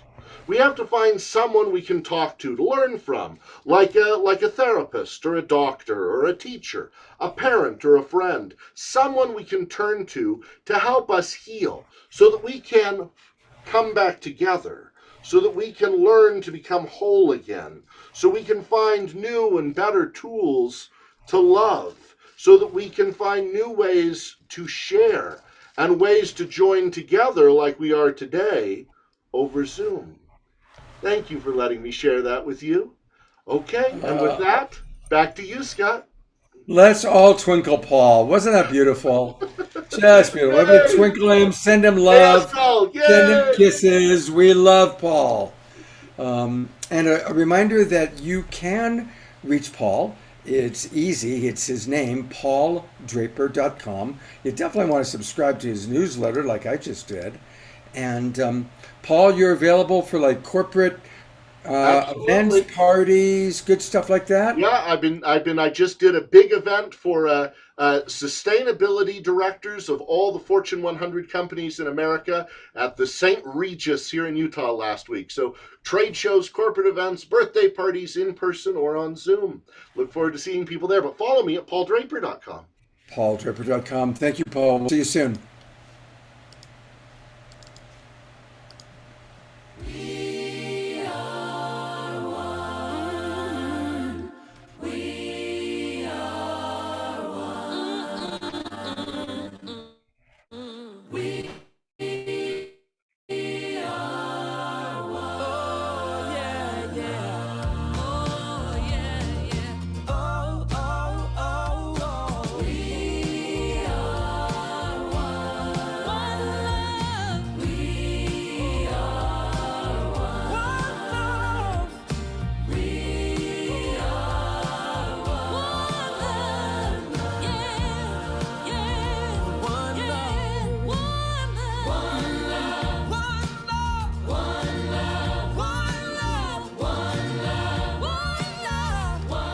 Hey everybody, it's time for the Global Peace Tribe announcements. And send me your announcements. In fact, we're going to be hearing from Lawrence, who's one of our Zoom roomers. He's a Global Peace Triber, and he's got an announcement we're going to make. So I'm going to be including more and more of your announcements. And of course, all of you who have been with us for a while remember Jay Mayer. He made that video we just watched. And Jay is sponsoring something called Calling All Tribes for a Moment of Peace. We've been talking about that. And Chief Phil Lane, he's a regular on our show, is involved with this. And the whole idea is for us to meditate throughout the day, holding the vision for world peace. And as you meditate, no matter what time of day it is, just imagine it's 8 p.m. You're like sending the vibe out to this 8 p.m., whatever time zone you happen to be in. But 8 p.m. is like when people often pray, often tune in. But you can do it at any time, but just send the vibe to that 8 p.m. Calling All Tribes World Peace event. And for more details, you can go to that website. And again, I'll bring it back up for a minute. It's a beautiful thing that Jay is doing. And the website is momentforworldpeace.com. Momentforworldpeace.com. Well, if you've enjoyed tonight, and I think you certainly have because we've gotten great comments in the chat box, there's going to be more tomorrow. Tangela is coming back as my co-host, and I love co-hosting with her. And once again, she's bringing one of her great goddess soul search collaborators with her. Melissa Fike will be joining us. And Melissa is a beautiful, amazing spiritual teacher, and we'll be, again, kind of dropping into this new season and how we can increase our experience of divinity, whatever that might mean to you. So that's going to be tomorrow. And Omashar, our house musician, will be with us to play more music tomorrow. He's going to close us out in just a moment with some more music. And now I want to introduce, and I've never met him, but Lawrence is one of our Global Peace Tribe Zoom roomers, and he sent me this when he registered and asked if we could spotlight it. So hello, Lawrence. Welcome to the Awakening World. Hello, and thank you so much, Scott. And I just, first of all, want to say thank you to you for doing this and for continuing to do it, because we need so much of this in the world, especially today. I really honor you, and you know, even though nobody knows me, I'm very much a newbie on the Awakening World. I was introduced to it through Dean and Kathleen in Dixon, California, earlier this year. And I started to watch it, and I just was like, wow, this is like a place I can go where people are actually speaking my language, and there's conscious people here. And I learned so much tonight, and I just wanted to say to everyone, I love you all, and I'm very grateful to be here and to learn from you, and you know, help to evolve the consciousness, help to raise the frequency of the planet. Thank you, Lawrence. So, and you know what, Scott, also, I really liked what you said. I wrote it down. We're here to learn lessons of love. I really like that. I loved what everyone said. I was the one who asked Raquel that question because I really was curious about, you know, how astrology would relate to past lives. And you know, I think everybody really really took that question and did something with it. So I honor everyone. I wanted to share about a concert that I've been studying with Master Sha for many years. Dr. and Master Sha, he started off as a Western medicine doctor. And I think that his curiosity of why some people survive chronic illness and why some people don't. When he was a young child, he studied many Asian martial arts, but he was very curious. He was very innocent, very curious, and, you know, wondering, you know, why is it that, you know, some people have more resilience, some people don't. And so then that led him to continue his search. into acupuncture, and then eventually, I think his dad gave him a book one time and said, "Hey, there's this guy who heals with just intention. Just his intention can heal." And he wrote to that master in China, and he said, "Hey, I want to learn that," and he begged the teacher, and then he studied like 13 years, and now Master Sha has really evolved. Not a lot of people know what he's doing and understand what he's doing. It's quite deep. But what we're going to see on July 22nd, and that's 7/22/2022. Mark your calendars if you can make it. It's Friday night. I think it's just an hour and a half before your Friday night program, Scott. So everyone can make it. It's free. And it's basically a getting together of different tribes. Master Sha has a global tribe. We're a global tribe right here. And also there's going to be some very special people on there that I don't really know. Queen Deyambi, who is a humanitarian. She's going to be raising money for children in Africa. There's also, many of you may know, Melan Moritz.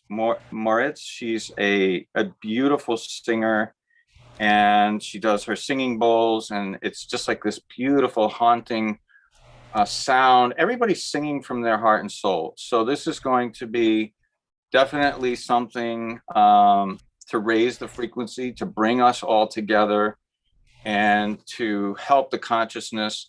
I want to just also mention briefly one thing about, you might see Master Sha students with calligraphies. I don't have one behind me, but I do have one. And you might say, well, why are these guys, do these guys love art? Do they love, doing Chinese calligraphy?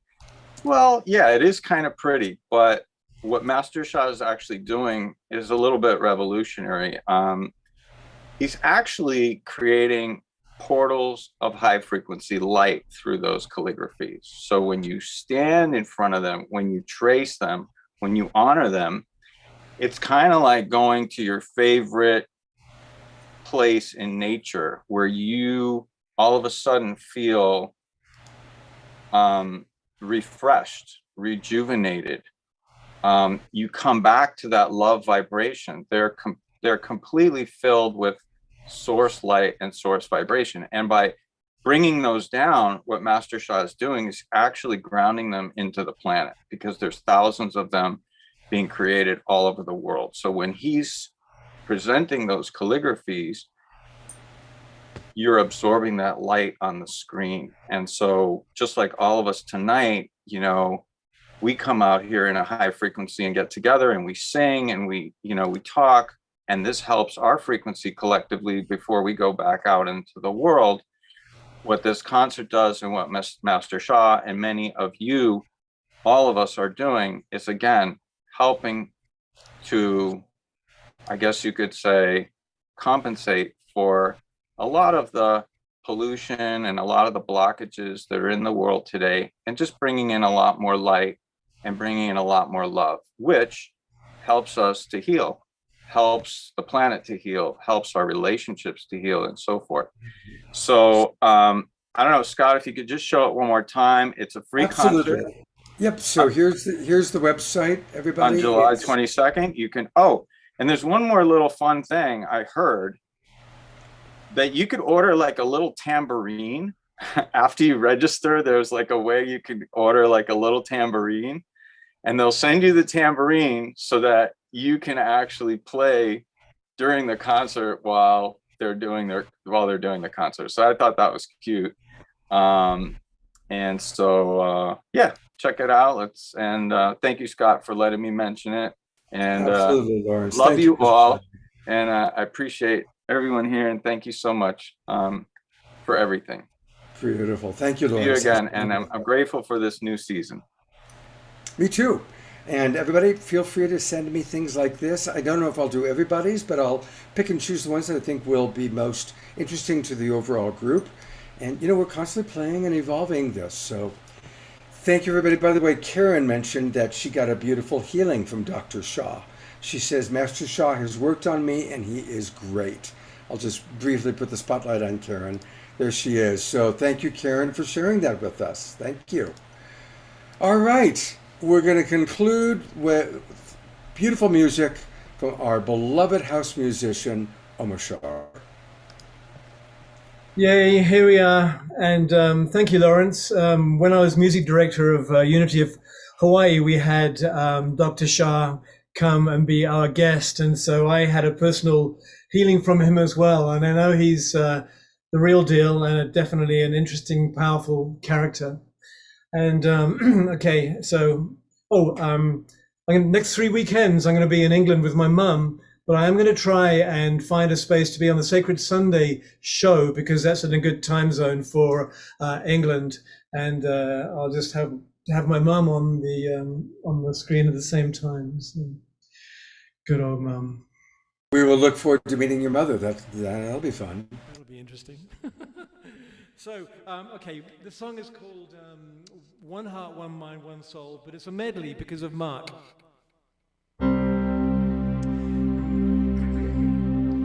Row, row, row your boat gently down the stream. Merrily, merrily, merrily, merrily, life is but a dream.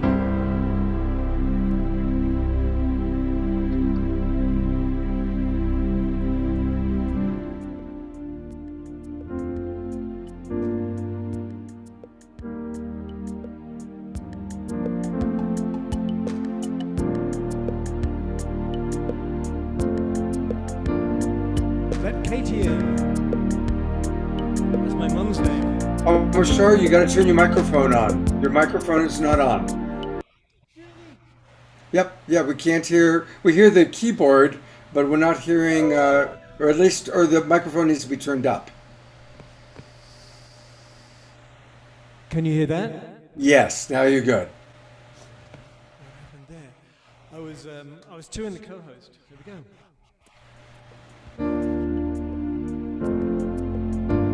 Good? Yes. Love you. I do.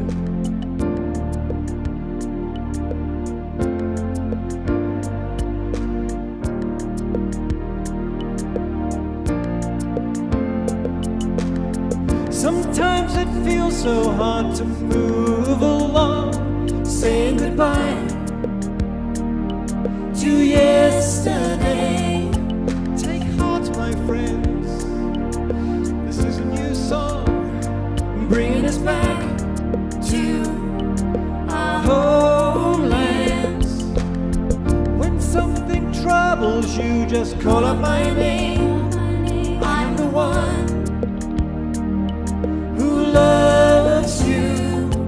Be still within, hear what I say, give me the chance to be with you. We are one heart, one mind, one soul, working together to heal. And there are no walls between us now. It's a celebration of union. So when you're feeling down and on your own, take a look around. I am in everything. Give me your burden, walk into my arms. I will lift you up, I will hold you. We are one heart, one mind, one soul, working together to heal. And there are no walls between us now. It's a celebration of union.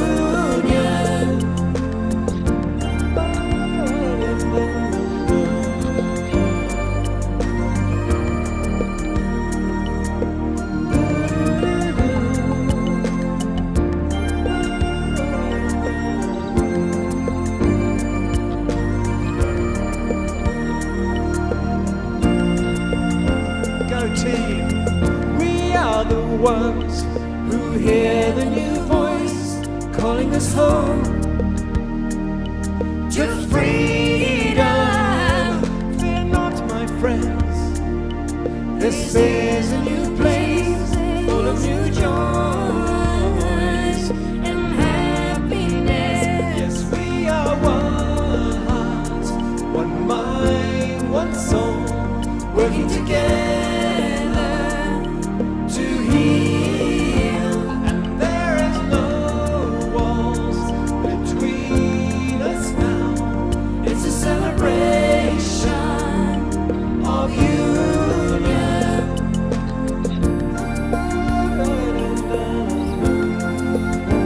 We are the Global Peace Tribe.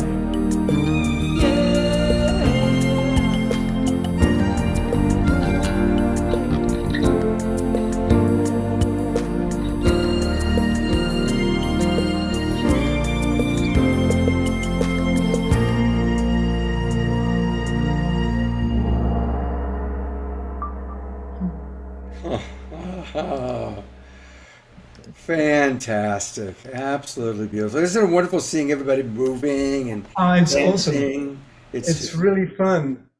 And as we, we're evolving, Scott, what you and Debbie created, it's evolving. We're evolving as it. And it's so amazing because it's genuine and it's grounded and it's real. And excuse me, I'm just excited. Me too. Me too. Man, awesome. Thank you, brother. Thank you, Omar. We'll see Omar tomorrow morning. So everybody do join us tomorrow morning. And again, remember there are 3 different Zoom room links, one for Friday night, one for Saturday night, one for Sunday. But the links that you got when you registered, these will be the links for the next 3 months. They won't change. So save them, put them in a special place, because inevitably what happens is we'll start a show and I'll get these emails, Scott, I can't find the link. So save them in a special place, everybody. And you know what? Invite your friends. Let's really build our Global Peace Tribe. We're going to do a lot more collaboration with Soul Search. And of course, I'll be collaborating again with Tangela tomorrow on the Sacred Sunday show. Where is she? There she is, that bright light. Tangela, thank you so much for coming on and bringing Raquel and Nicole with you. Oh, thank you so much for having us. It's always amazing to be with the Global Peace Tribe community. We love you guys, and I love feeling all of the energy and the excitement and the real feeling of family that we are, and that we're continuing to create and grow together. And so I just love seeing everyone on here, seeing all of the comments on the chat, and thanks so much to Nicole and Raquel for joining us as well. And I'm just really excited to keep sharing with all of you guys, and also, bringing in more and more of our Soul Search family, to meet you all and for you all to meet one another, and, just keeping this going and growing. So thank you. Absolutely. We will continue to keep it growing. Thank you, everybody. Share it out with your friends. Hope to see you all tomorrow morning. Have a beautiful weekend. God's